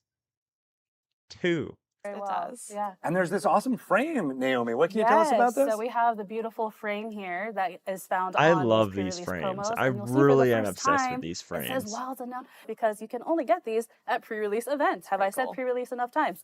You want to go to Yeah. pre-release events at your Amazing. local RPH Whoa. stores. Yeah. Look at the mermaid tail of her gown. That was a cool touch. About this one. Oh, I could do the flavor text for you. Do it. Oh, yes. Bind this glimmer, fiendish flowers. Ah, beautiful. Yes. So Oh, good. Maleficent, Imperious Traveler. What can you tell us is about interesting. I mean, we Yes. don't even need to go through the card. I feel like Jenna's That was flavor it. That text sold rating, it. that was everything. Everybody but wants just to that card. close the loop here. Yes. This is Maleficent, Imperious Traveler. She is a 5-cost inkable with 3 strength and 5 willpower and quests for 2 lore. Her ability is Heed My Words. Whenever this character quests, if you played another character this turn, you may Find this exert chosen glimmer, opposing fiendish characters. flowers. I don't think I got the capture the feeling as No, well I as Jenna like did. this I do part want to right say here. something about I think this that one, looks which cool. is that, you know, I have been talking about the flowers, and you can see the amethyst flowers in here, and part of what they do is hypnosis. So she is a villain, and she is sort of working, you know, with them in a way, like they are not at odds with each other. Yeah. So her exerting a character is sort of a way of like forcing her will, kind of like hypnosis. Exactly, yep. That's very Using the cool. flowers to accomplish her own nefarious goals. Absolutely. How do you think players will be able to use this card? This is also in this set as well. Exactly, yep. These travelers all have kind of similar mechanics to each other, so the players will get to kind of explore that. They quest if you've played another character. If they have a friend traveling with them when they quest, they get to activate their special abilities. So each one kind of shows off what the ink color does in their own unique and interesting ways. Cool. That's so I cool. like I that. also like that we are sticking with a theme with some more villainous characters villain. here. What can you tell us about Cruella de Vil, Levi? Yes, Cruella is a Quest for 6-cost 4. inkable emerald character with 4 strength, 4 willpower, and 4 lore. 4 lore? Yes. Banished, Wow. chosen, damaged Then character. her ability, you're out of fashion. Whenever this character quests, if you played another Oh. character this turn, you may banish chosen damaged character. I love this flavor text. Gotta go for it, Can Naomi. I help you? Not Cruella with de your Vil. sense of style, darling. It's very iconic of her. so It really good. is. Yes. She is in the Wildernot there, you know, trying to do what she can. And 4 lore, that is a lot. That is a lot, yes. Yeah. And when This you one get that feels 4 lore, good. she also gets to tell somebody they're out of fashion and throw them out of the You're game. out of style. I love this. That's Oh, huge. That's This gonna one be does fun. feel I good. dig it. Yeah. I dig it. And then, of course, we have Queen of Hearts, Impatient Ooh, look at Traveler. that They're all artwork. traveling. She is very impatient, so it's very on brand for her. Look It at is. that artwork. Well, why don't you tell us what's happening here with the Queen of Hearts? What is her stat line? Oh, yeah, okay. I get to do that? Wow. Sure, why not? All right, yeah. So the Queen of Hearts is an inkable 4-cost ruby Interesting. character who has 4 strength and 2 willpower, and she quests for 2 lore. Goofy Emerald Champion, or even a green blue with the 4-cost Alice is kind of interesting because then she quests for 5 and has ward. Ooh. She has something that you want, but she's not necessarily going to give it to you. That sounds about right. It does sound right, yeah. And what is her ability here? Her ability, Royal Command. Whenever this character quests, if you played another character this turn, chosen character gains Rush this turn. She makes them Very scared. good. Yeah. Yep. You better run. Yeah. Got to rush in there, which is good for a Ruby character. Nice. And having a Ruby Traveler is going to be a lot of fun to play with. Yeah. Do you want to do the flavor texts? Oh, I Queen of totally, Hearts? I totally can. Hours of walking in the heat have not improved her rosy disposition. So I love this story that they've been here and experiencing this for a long time. When did they get to the Wilds Unknown areas here? Oh, I think that's one of those essential mysteries. is. We have Lumineers and Glimmers all over the place. Quests are always happening. So their Lumineers are nearby. They have probably been here too. They've been here too. I You love might that. even see a new Lumineer in this set. Ooh, I like that little lore bomb. Eagle-eyed Lumineers out there. Take if a you look keep at your eye that. out, you might see someone. Jenna, you might quest for 4 lore after this. We have 2 other amazing travelers that we want to talk through here. Levi, do you want to talk about Cinderella, resourceful traveler? Yes, so Cinderella is our Sapphire Traveler. She has 4 cost, she is inkable, she has 1 strength and 4 willpower and 2 lore. Her ability, this and that, whenever this character quests, if you played another character this turn, you may put the top card of your deck into your inkwell, face down and exerted. Oh, interesting. Yeah. And her outfit is so good in this card. Just a moment for the outfit here. The outfit is really cute, and she's got I don't know if this is better than Kita, Yes, though. yeah, all these details, we love it. She has Like, to it's outfit, not better than she has to Uninkable Cinderella. outfit some of the people who are trying to. And I don't know if she's better than Kita. Exactly. You gotta be ready She's for still the journey. slow, right? Yes, yeah, And they're always crafting. They're making stuff. They're making, I don't think She's she's better than Sapphire, Kita. yeah, exactly. Yeah, it's very, very characteristic of Sapphire to want to make things and create. Yeah. And her flavor text says, no matter how difficult the journey, she always takes care of her friends. She does. That's I just don't think it ever replaces the 4 cost on Inkable Cinderella. And we have though. another Glimmer joining us. It's Pocahontas, steadfast traveler. Steadfast. She is very steadfast. She's so pretty. Yes. Do you want to read her stats? Go ahead. Yeah, sure. Oh. Pocahontas, Steadfast Traveler, is a 4-cost inkable Location card. help. She has 4 strength, 5 willpower, and quest for 1 lore. And her ability is Wandering Spirit. Whenever this character quests, if you played another character this turn, return a location card from your She does quest for discard 2. Yeah, for sure. We like this one a lot for Pocahontas. It feels very fitting for her to have to do that, yeah. Yeah, I God, mean, the as a artwork traveler is so anyway, good on that these was a cards. great match for her as a character, but even just having this ability that deals with the locations, I think works really well for her. And also, I'm super biased. I really, really love this costume and art. The leaves swirling, the colors, it's so pretty. Yeah, it's very thematic. It's very perfect for what this is. It's the colors of the wind She's there. It really gorgeous. does. Yeah, So really good. pretty. What can you tell us about that flavor text, Jenna? Yes, sometimes the right path is not the easiest one. And that's Grandmother Willow. And I think, it's true What's in this up, set man? How where you they doing? are trying to get past the vine and its many flowers, but is it not also true of life? It really is. Just loving some card We reviews. all need to get those reminders. Yes. And that's what great storytelling always does. There's 1 of 6 available in each pre-release pack, randomized. You'll get them starting on May 8th at your local store. Go to the Bravo Zero Play Hub and sign up for that. Shout out to all the team who is putting together all these amazing cards. The card treatments, all of it, led by So Shane stunning. Smith and his team. Shane Smith? I think we actually have Shane Smith right here. Is He's that- wandering through the jungle. Are you here? Oh, hey Shane. What a baller. Thank you so much for all the work you've done on making these cards look great. Wow. What a guy. I love that. Such an amazing adventurer. Always. There's so many people going through the wilderness. Who knows who you're going to find. I love it. Honestly enough, that actually reminds me a little bit of a card that you might see in the 2-player starter set that is also coming with Wilds Unknown. What else would you want to do? It features lots of fun cards from all over Disney Lorcana, but we want to show one here with you right now. Jessie, Lively Cowgirl. Check this out. She's so cute. Oh my gosh. So we showed off 3 of the cards that are available in the 2-player starter set that is also going to be releasing around the same time that Wilds Unknown does. Okay. It has a lot of cards from many Disney Lorcana sets, but this one we wanted to show off as part of this set. So you're probably and it always is going drawing to be, a card. Possible to play this card against each other when you have these 2 And when you decks play a to be able to 2 use attack. this. But Levi, what can you tell us about this card? Yes, so Jessie is a Whenever you 3-cost pay 2 amber ink character. or She less is to play a inkable. card. She has 3 strength and 3 willpower Okay, and quest for 1 alright. lore. Her abilities, she has part of a family. Whenever this character quests, if you have 2 or more other toy characters in play, you may draw a card. And for her second ability here, Jenna, do you want to take this one? Yodelay hee-hoo. That works. So good. Oh my God, so good. Whenever you pay 2 ink or less Will, to stop play a it. card, No. chosen opposing character No. gets -1 No. strength until the start of your next turn.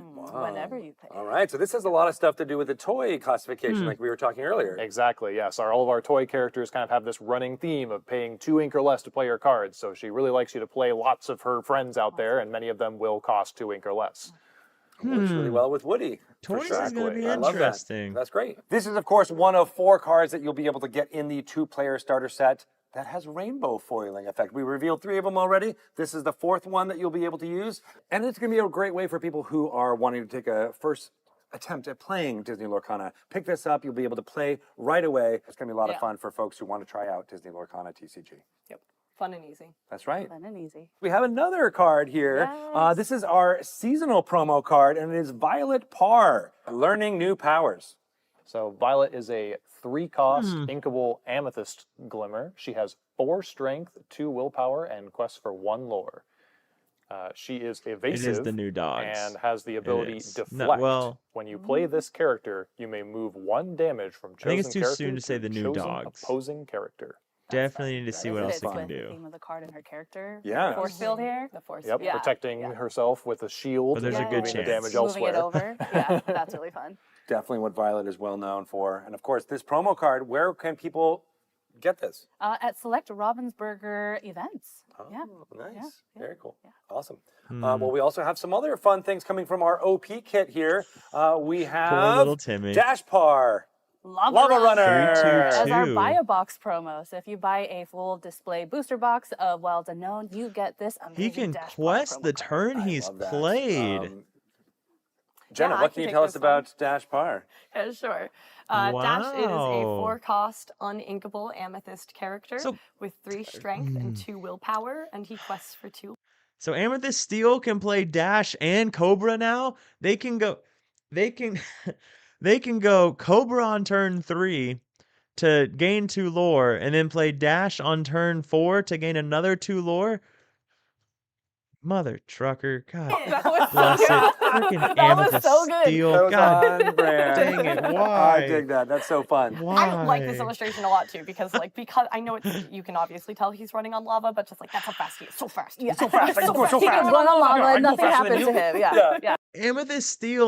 Amethyst Steel burn is already so good. Amethyst Steel tempo is already so good. We'll see, but God, that's Promos. a good And card. Levi, what can you tell us about Lenny? Yes, so Lenny Ally is toy. a 3-cost inkable emerald character.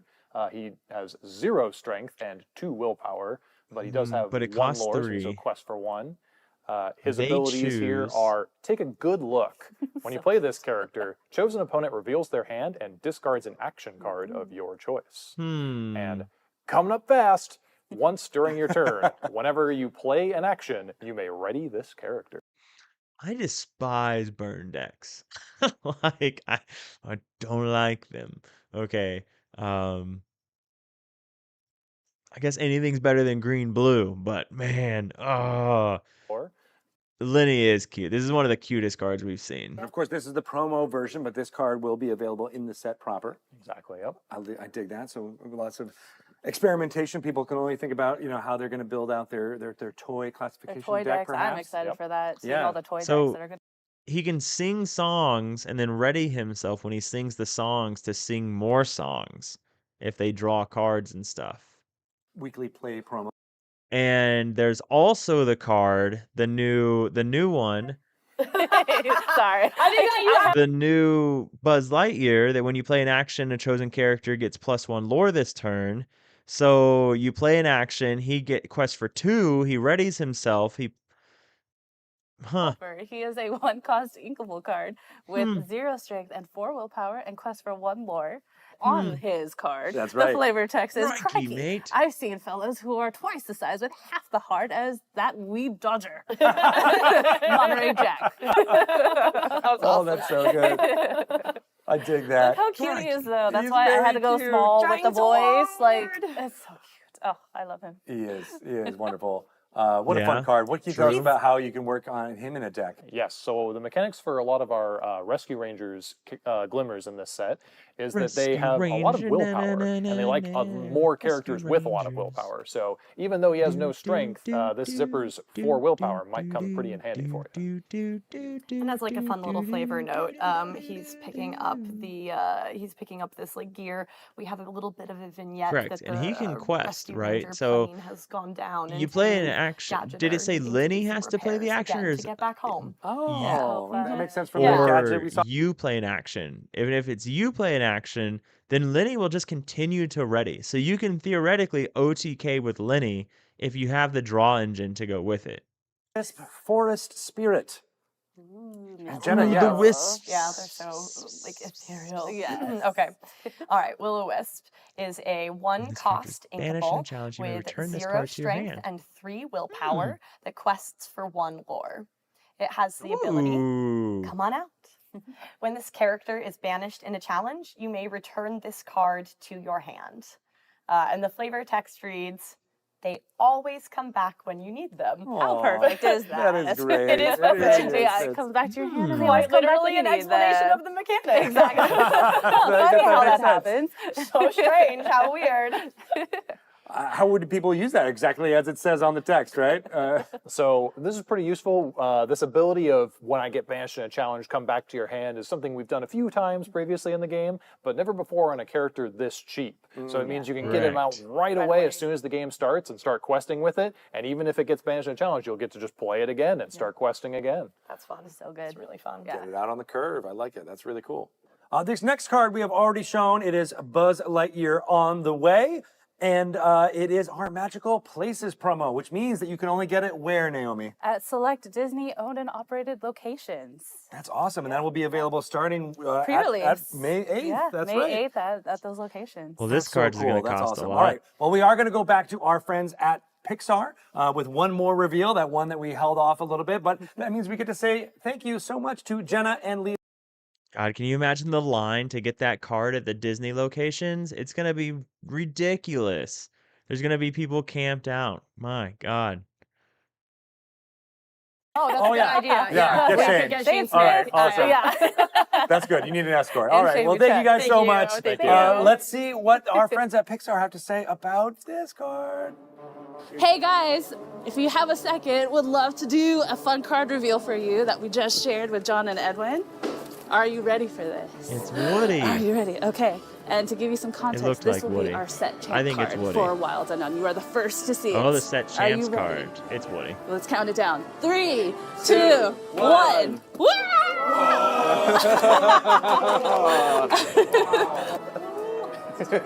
See you rubbing your hands there, Dave. I know. They've done it. They've actually done it. They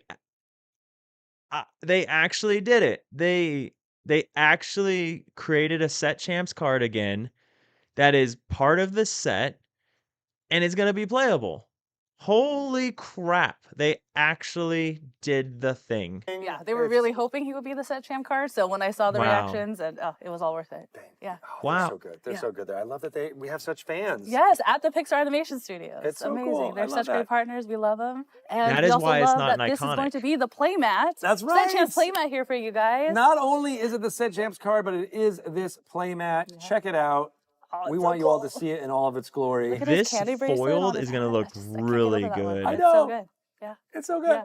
Thank you, Naomi. You, Thank you. guide all of these products with All such right. care All and right. precision. All right. Thank you Team for effort. Team bringing us through all of them here in this wilderness. Yeah, I just want to say thank you. Yeah, thank you. Thank you for having me. You I do good appreciate stuff.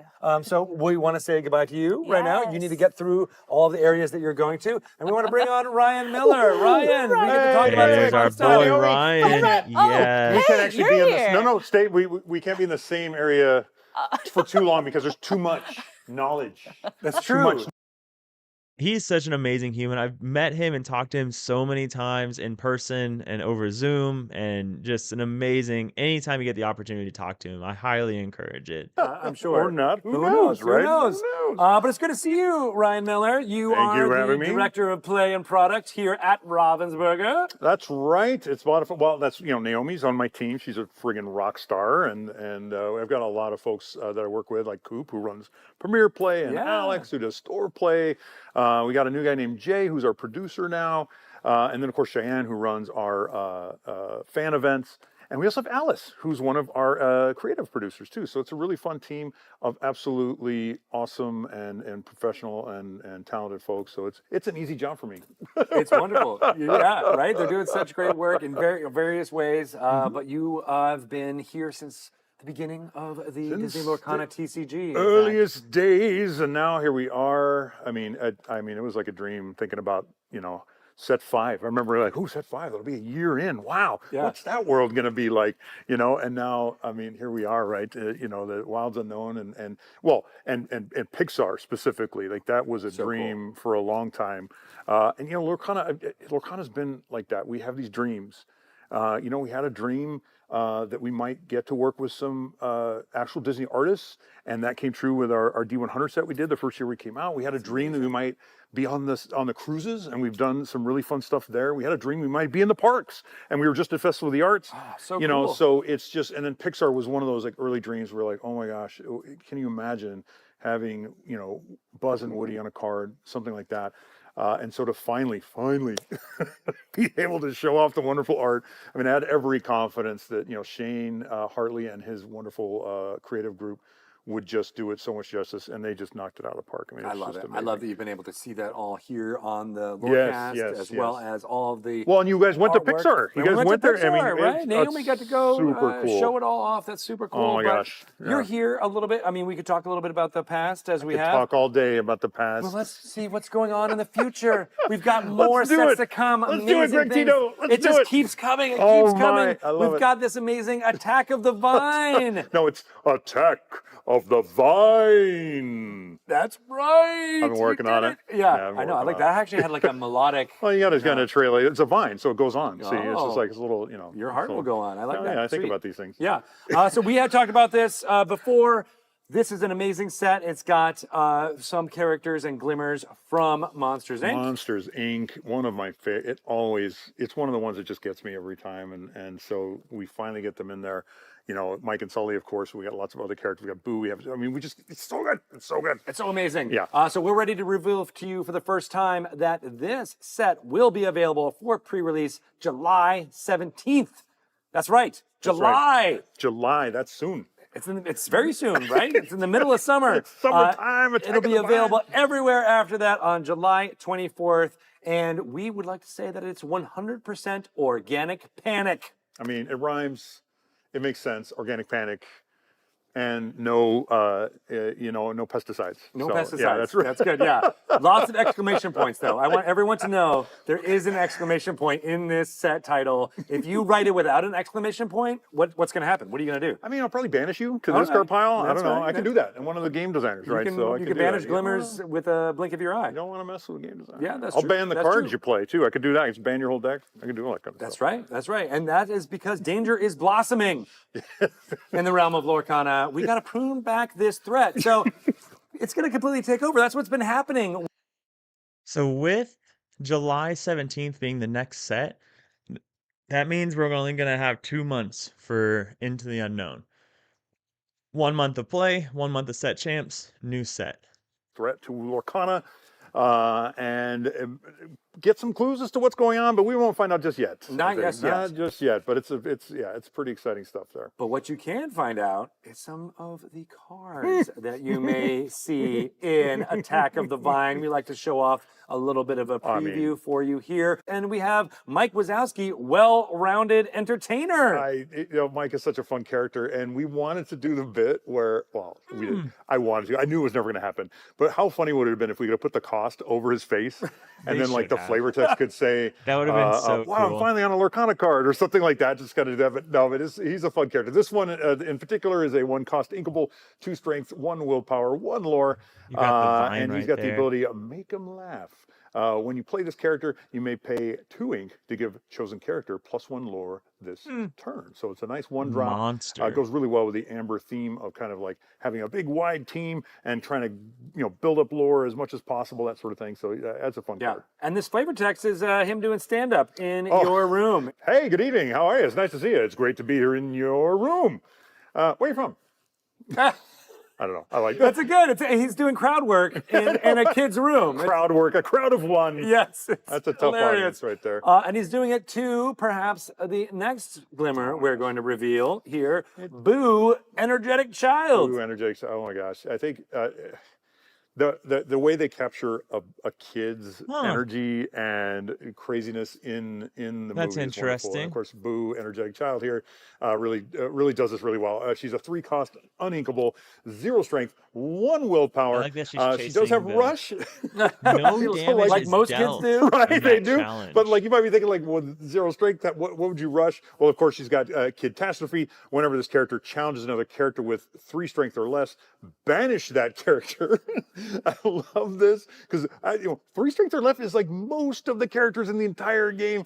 And this image of Boo just coming out of your hand and just tackling one of your opponent's glimmers and just tackling him in some sort of catastrophe, tangling him up in toys or just tripping him up or whatever. I just love it when the imagery on the card and the imagery created by the ability line up so well with perfect. the character. It's just so fun. Yeah, Yes, that's especially a really being a kid too. Like, how many times have you gotten like completely bowled over by a toddler, and you're like, I'm 4 times your size, and somehow you still were able to take me down. Okay, so we have another card. To We talk have one about, though, more. too. We've We got have Sully, you cannot do the new boss. Cannot do Monsters Inc. without Sully, of course. Of course. And this one is, it's a 5 cost, non-inkable, 4 strength, 4 willpower, 1 lore, and it's got Interesting. bodyguard. Makes a lot of sense for Sully to have bodyguard, be very Yeah. protective.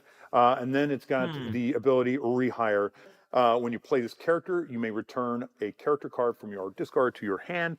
What I like about this is he's kind of, he's protective in 2 different ways, right? He's going to protect your glimmers out on the table, but also is going to like bring one back, kind of get back on the team. Come on, get back on the team. Get in here. Come on, come through the door with me. All that stuff. So yeah, some really fun cards. I love coming on and talking new cards. This is a lot of fun. It is so fun, and each one of his hairs is individually illustrated. That's in right. that- Yeah. in With a that- different pencil. Yeah, So absolutely. they sharpened it, drew it, threw it away, sharpened it, drew it, threw it away. Each one. It's I that love attention that. to detail really puts us. And that was Anna Stosek, one of our art directors. We heard from her already as the lead on Wilds Unknown. Isn't she wonderful? She is one of the reasons. I mean, we have a lot of reasons why Lorcana is great, but she exemplifies, like, she's an art director. She's also a super talented artist.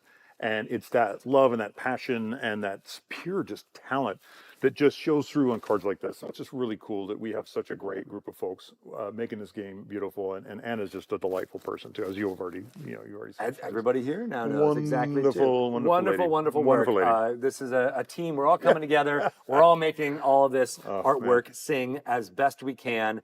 But one thing that's a heck of a transition. We're going to talk a little bit about what this next set release is going to mean for some of our friends who are playing Disney. All right, guys, I got to take off to work. I'm going to leave the stream up, though, and I'll have Molly close it when I'm done. Enjoy the rest of the stream, though, guys. Thanks for chilling out with me. Set rotation.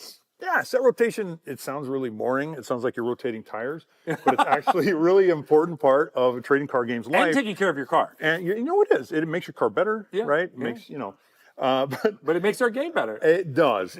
Now, it just means that some of the older sets kind of fall out of rotation, and they can no longer be used in a core constructed game. So if you're playing Infinity, or if you're just playing with your friends, this doesn't affect you at all. It's only for folks that are playing in the core constructed, which is our general, that's our competitive kind of format, generally speaking. We do other stuff too, but generally speaking.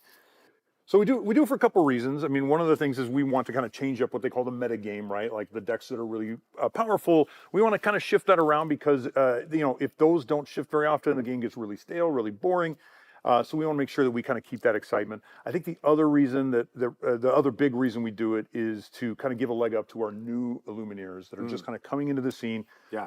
It can be harder to get a hold of some of those older set cards, right? And so this is a way for us to keep the game fresh while also kind of making sure that we're bringing new folks in to the scene, right? So, Absolutely. So when Attack of the Vine releases on July 17th, that'll be the pre-release. That is when the previous 4 sets from sets 5, that's Shimmering Skies, Azurite Sea, Arcasia's Island, and Reign of Jafar, they are no longer going to be legal in the core constructed format. But that means that everything from Fabled, Whispers in the Well, Winterspell, and Wilds Unknown, and then, of course, with the release of Attack of the Vine, those cards will be part of the core constructed format going forward. Yeah, and I want to point out, too, like Fabled, we did something that we, don't normally do. It was mostly reprints, right? And we did that for a few reasons, but chiefly we did it because we wanted to infuse the core constructed with some of those staple cards that we just wanted to make sure were in the field. We don't have to do that. Right, because they're in Fable. Yeah, they're already in, right? And so we're not doing something like that with Attack of the Vine. And it's also important to note that if we do graduate a card into a new set from one of these sets that are rotated out, that as long as that card is in a set that is legal and core constructed, it doesn't matter what version you have of that card, you can play it in your deck. If you have Let It Go from Winter Spell, that was also in the first chapter, for example, then you can play your first chapter Let It Go in a core constructed deck because it's in a legal set. That's awesome. Yeah. That's great. Yeah. And so Attack of the Vine has got lots of great fun things happening for it. It is, as we said, 100% organic panic.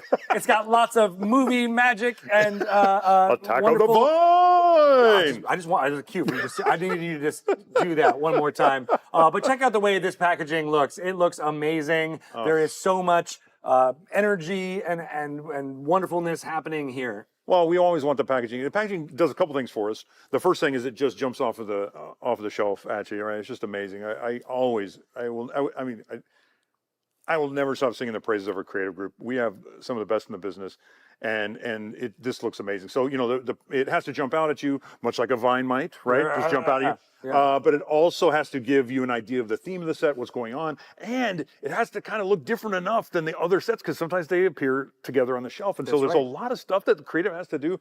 And look, it's wonderful. It's get the greens and the browns and the adventure and it's really fun. It is very fun. It is very fun. But we also have one more fun thing that is going to be a part of this story. I love your leading up to it. I know. I'm trying to say it in a way. I'm digging, man. I'm digging, man. It's cool. Part of this story, which is the Great Honey Rescue. Oh, this is the Illumineers' quest for Attack of the Vine.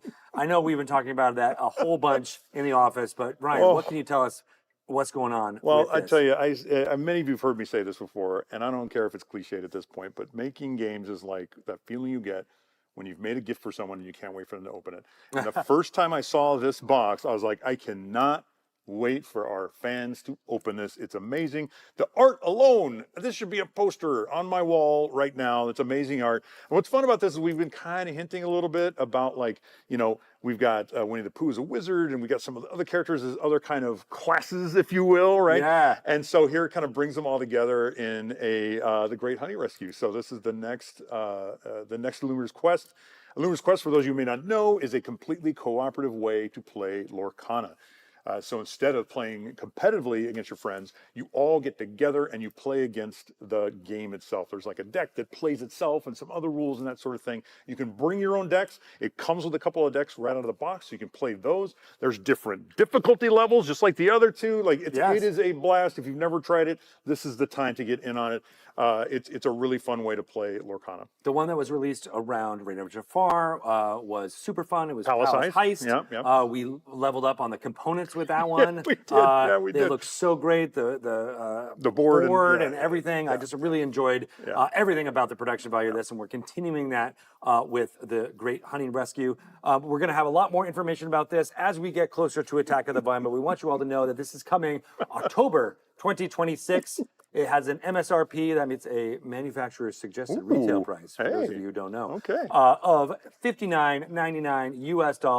It is going to be amazing, and we can't wait for this story to be told. Oh yes, and it's Halloween Together. time. Yeah, it's Halloween time, and there's like all these ideas for costumes right on the cover there. I mean, come on, it's just. Are you gonna? Does that mean you're gonna be Pooh Honey I'm not Wizard going to for promise Halloween? anything, but man, I would love that. You're How almost cool too tall. Maybe you should be Kanga. It just means that the girth would have to really, because it's the scale. We'll right? get you some honey. HUNNY. But also coming in Q4 2026, we have some really fun things. A collection starter set that has a character you might know or love. Rapunzel. What can you tell us about this? Collection starter set. Of course, we've got a few by now, right? And it's really a great place to start if you want to collect. I know it sounds pretty cheesy, but it's also great if you've got if you know somebody that maybe the gameplay is like maybe they find it intimidating or maybe they're not sure. This is the best place to start because there's no gameplay. It's just you start your collection off. You've got an awesome portfolio to keep your collection in right off the bat. You get some packs. So yeah, and of course you get this beautiful Glimmer foil Rapunzel card to start everything off. So it's a lot of fun. It is, you know, it's a good price point. Like it's super fun. So Right. We've had the collection starter set for Stitch edition coming out. So this is the Rapunzel edition. Yeah, the first one was with the giant Tinkerbell. That's right. right. So Yeah. one of my favorite pieces from set one. So yeah, it's a lot of fun. It's really great for those folks that you know just want to collect, and that's awesome. That's an awesome way to Lorcana. It Like, is It's a indeed. fun game to collect. It that's is. for sure. So you can look for that on store shelves in Q4 2026. Coco is going to be joining in a set that we like to call, I'll give it to you, Hyperia City. Hyperia City is coming Q4 2026. Take a look at this amazing piece of artwork with Miguel. Miguel. Oh my God. So you heard me earlier say that Monsters Inc. is my second favorite Pixar film.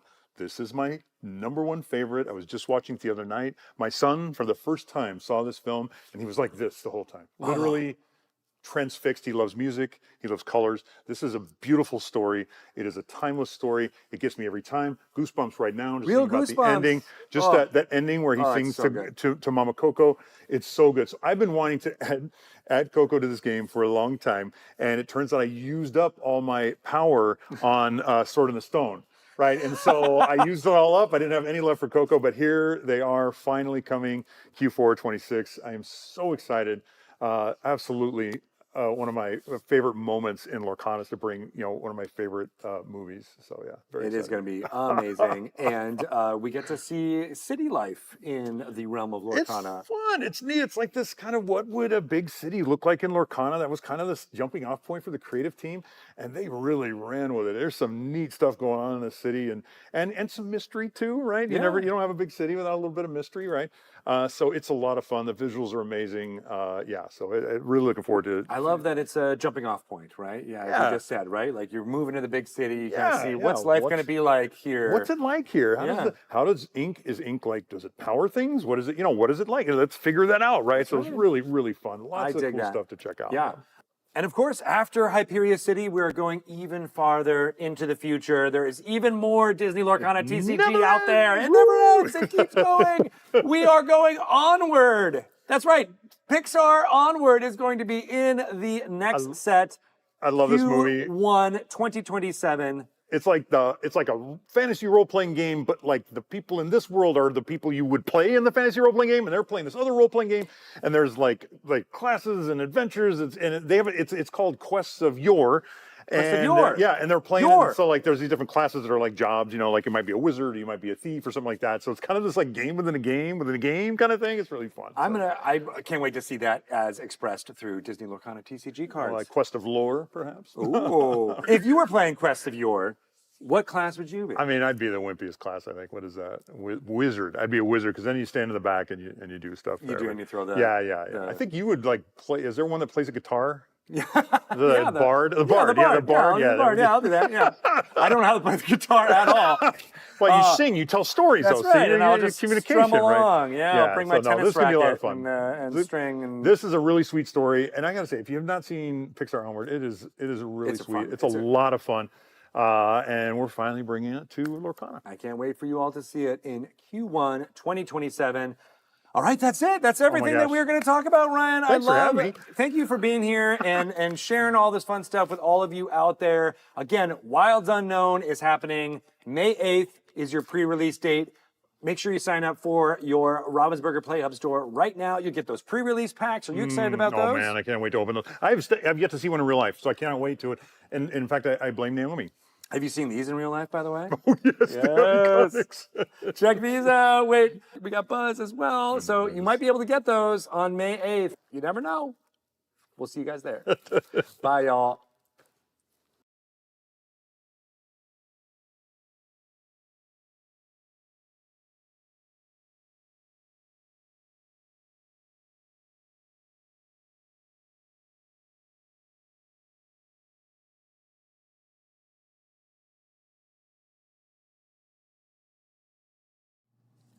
Oh my gosh, look at all that fun stuff. I hope you all got to check out all of the amazing content on the special Lorecast for Wilds Unknown. What did you think, JDZ? What did you think? I saw you were here next to me the whole time. You're like, oh my gosh, what? Oh my gosh. I was pumped. There was some really, really, really cool stuff that came out. I enjoyed everything I saw. I'm going to start with the somber notes, okay? Because I'm team iconic Buzz, iconic Woody. I asked for one thing. You guys didn't give it to me, but I am pleasantly surprised to see what those choices were, Greg, and I absolutely love it. I'm here for it. We've got iconic Buzz Lightyear and a iconic Merida Glimmers coming. But did you see the Woody set champs card? I did. That looks pretty darn good. I was like, you guys had me at the first point, but you came in and you totally redeemed yourself. So we will have an opportunity to have a nice high rarity Woody and Buzz. I'm super looking forward to it. Already just seeing some of the cards that we've seen, my creative juices are flowing. Yes. There's some really cool things that we've seen. I really love the I love the Louisa Madrigal card. I thought that was super cool. The Dash part, that card, I am telling you right now. Looking fun. People are going to be loving that Dash part. It just fits in so many decks already. It's a two-way card, very cool design. Quest on Play Right? is something that a lot of people have been asking for, and now we got it. So that's really cool. It's like a rush, but for Quest. Rush, but for Quest. I know. It's so fitting to that character as well. So I'm loving that. And Dash all the Par, Travelers. Lava Runner. Oh, I mean, the Travelers, right? Can we talk a little bit about that? I Oh love my whenever goodness. we get to reimagine some characters that we've seen in so many different opportunities and things out there, and those look so cool. In fact, we have them here, right here in front of us. Check this out. This is a Pocahontas. There you go. Nailed it. Nailed it. I was looking at Rochelle.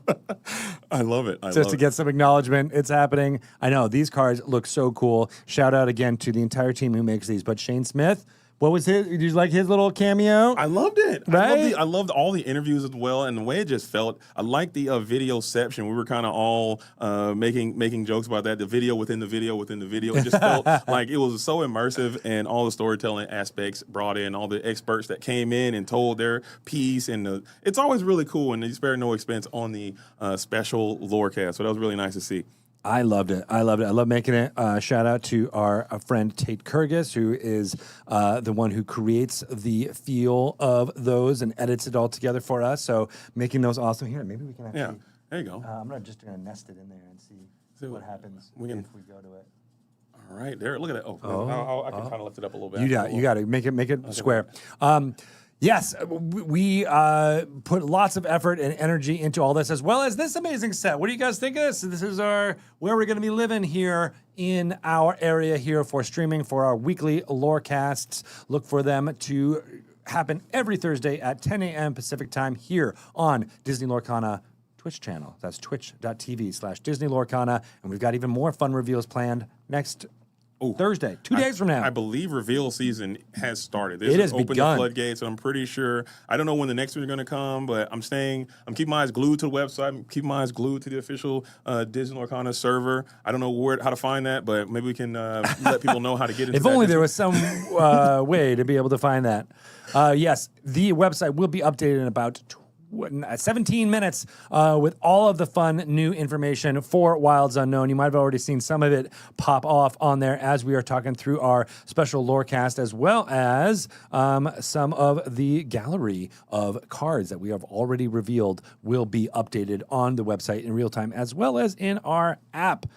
So please, if you have not already, check out DisneyLorcana.com. There is going to be updates happening throughout today, as well as some fun updates, not for new cards you might have already seen from the special Lorecast, but in new locations happening on our Instagram channel. So check that out, Instagram.com/Disney Lorcana. Cool. Or if you look for it on your phone, of course, it is at Disney Lorcana on Instagram. There will be tons of videos of me at a little place called Pixar Animation Studios. Let's go. Gallivanting and jumping around and having as much fun as we can with some of the fun creative folks and displays they have there. You got to see some of that with Naomi today on the special Lorecast.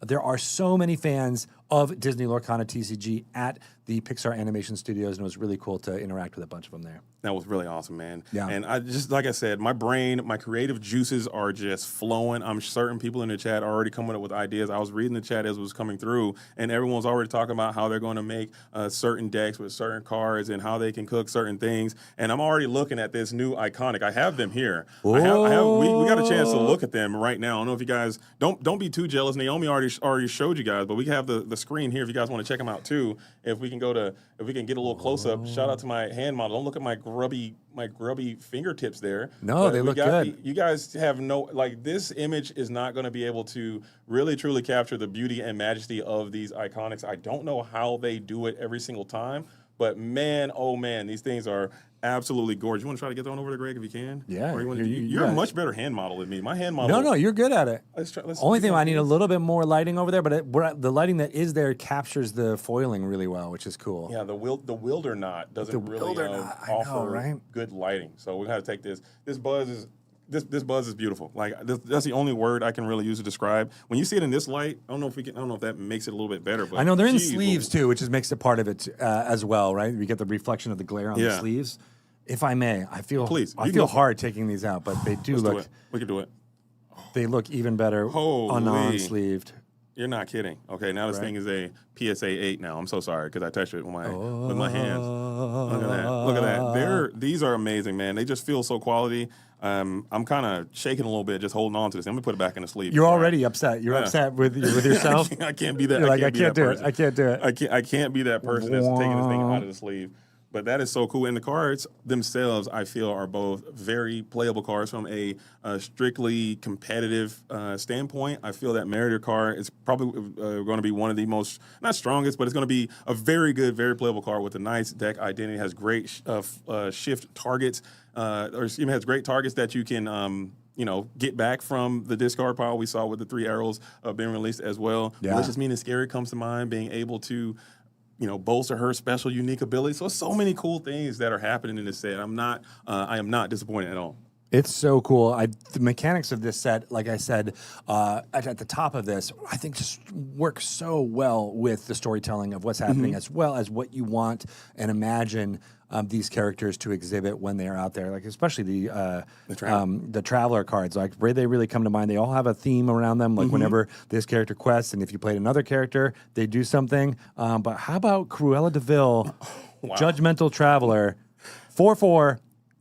Honestly, 4 lore. I think that one, to me, and I could be wrong. Maybe it's going to require a little bit more testing or whatever. Just on the strict visuals of it, I think that to me feels like the best one. I mean, questing for 4, you have this 6 cost, but we've already revealed. You have cards like the and then removal of a damaged character. You have Grandmother Willow. You have Akud Edamudi. You can get this thing out relatively soon, and then you have Malicious, Mean, and Scary quest for 4, and you just banish something on your opponent's side, and then you get a chance to quest again, maybe banish something again. That card seems like it has a potential, and it's also inkable. One thing we need to see some more Ruby cards from this set, and they got to be inkable. Shout out to Sid. I think Sid is a really cool card too. Need to see some inkables coming in from Wilds Unknown. That's what I'm looking for. Sid is a very, very cool card, and of course, as many people might have guessed, there is some synergies with some other cards. So let me show off some fun stuff that we might have already been able to see somewhere. Okay. Because Sid is a really, really amazing card out there. I want to get it going. Well, so you vamp for a little bit while I find this. That's what I was saying, because I was looking at it, and I think the art style that they chose for that Sid card, I remember seeing it. He's got the magnifying glass. It looks villainous, and he is a villain.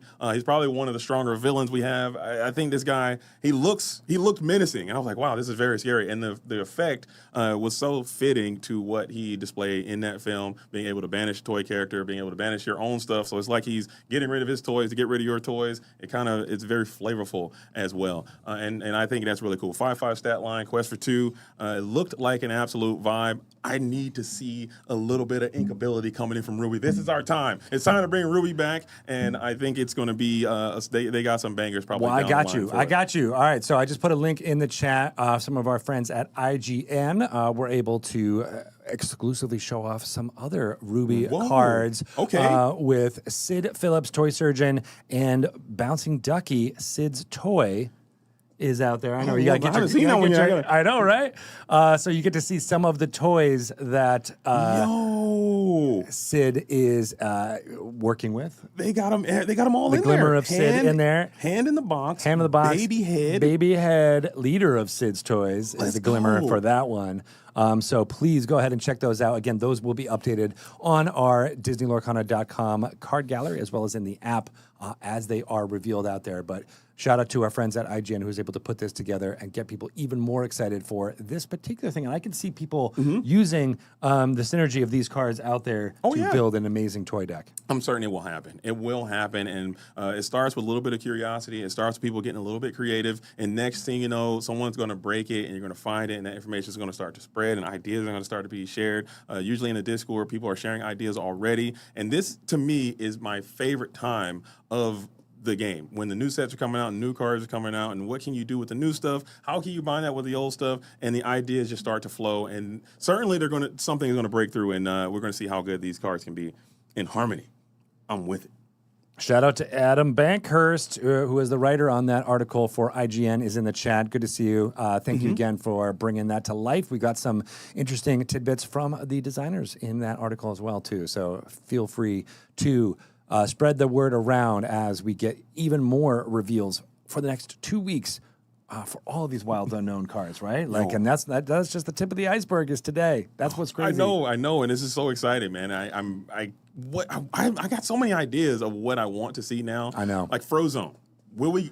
I don't want any leaks. I don't want any spoilers. But we saw. Well, you saw him in the artwork, right, for Mr. Incredible. Exactly, he was there. So certainly, I would only assume the Incredibles are here. We're going to get all the Incredibles are at least going to get a card. We saw that we had the Mr. Incredible 4/4 due to damage to a robot or a villain. That's kind of cool. That's fun. We saw the Dash. We saw the Violet.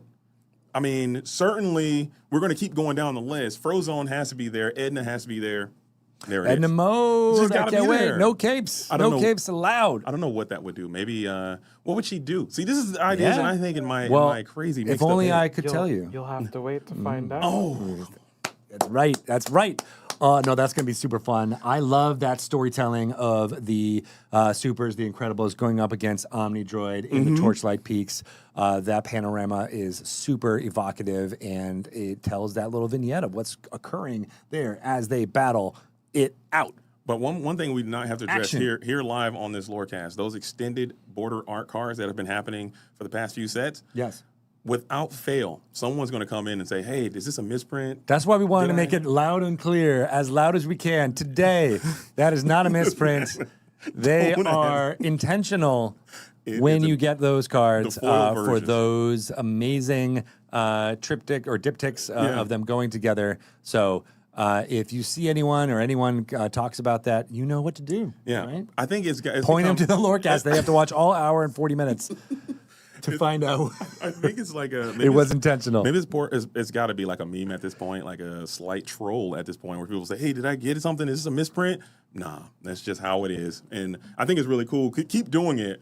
But come on, guys, let's lock in. Lock in. Please. All right. I'm seeing a rules question already in the chat. I will not be answering that Let's go. live on this special Lorecast. But what I do want people to know is that you can look forward to set-specific notes as we have been doing the last few sets the week before pre-release. So look for that on the DisneyLorcana.com website, as well as in the resource page for everyone. We'll have lots of corner cases explained, as well as ways that these cards will interact with each other as buttoned up as we possibly can with those set notes. They're already out there. We've already done them. I've already seen versions of them. So they are going to be out there for all languages the week before pre-release so that folks can have their questions answered. And then when they go to their local Ravensburger Play Hub store, as you all should right now, and sign up for an event to get your pre-release box and participate in a pre-release event for Wilds Unknown. May 8th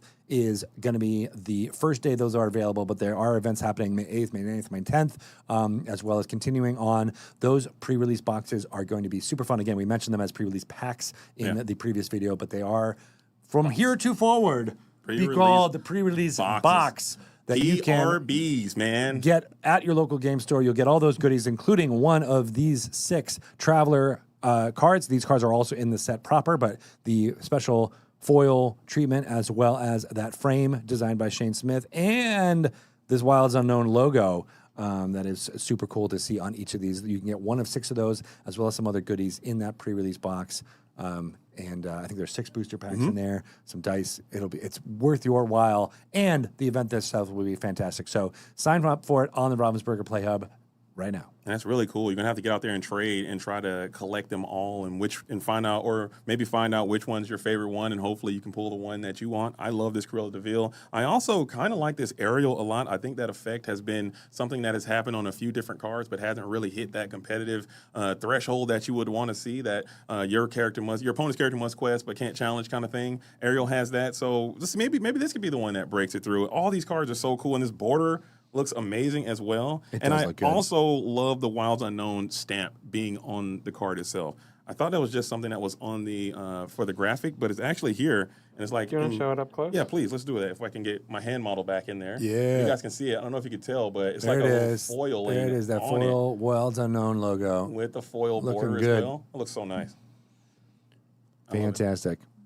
So cool.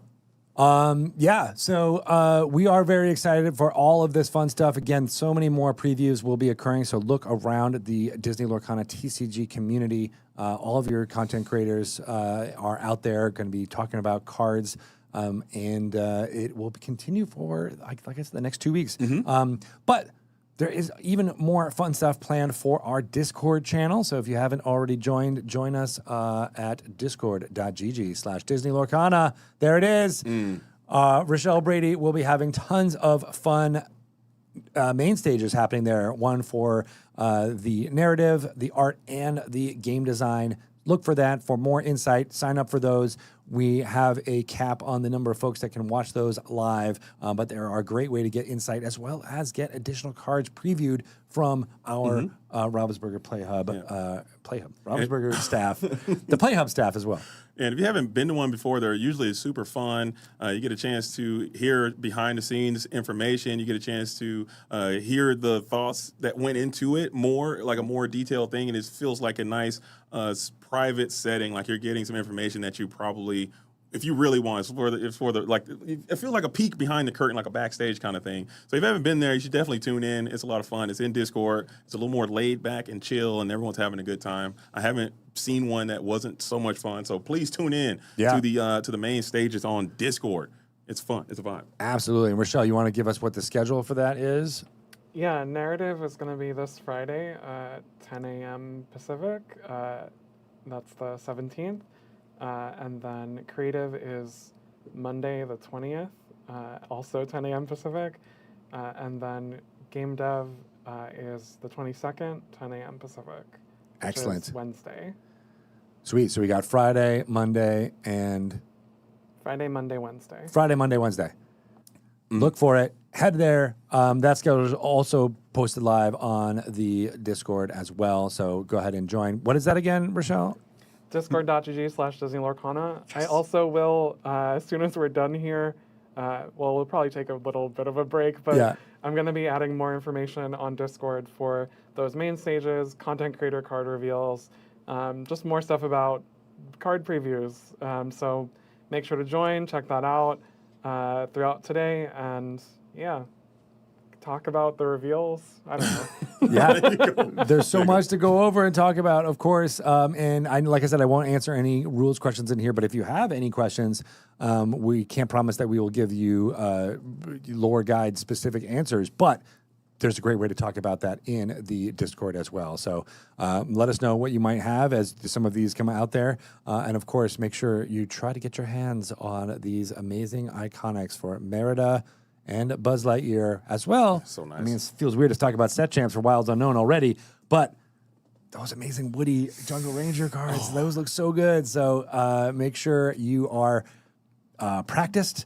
You know what to do in this meta with these amazing new cards, and hopefully you'll be able to get a foil version of that. But a participation one is also available. You do have to finish the winter spell ones, but now, like you said, you have your creative juices are already flowing about what the next thing is going to be. So we got DLCs coming up. maybe some of these cards will have that infinity impact. I'm already looking at a few of these cards on the table, and maybe I'm looking at this Merida. I think she can find her way into some strategies. This Cruella, again, I can't get my eyes off this Cruella DeVille. This Maleficent is also really cool. The Dash, again, so many great cards, so many great ideas, and it's just going to be a matter of time before someone cracks the code and gets active with it. But Greg, this was amazing to see that special Lorecast. It was long, but it felt kind of short. It felt kind of just being there, being able to chat with everybody and share this stuff in real time. It felt like an actual movement there. So it's really cool to see that from a viewer's perspective. And thank you again for allowing me to be here for this special Lorecast. And I'm excited to get into the lab right now and start cooking myself.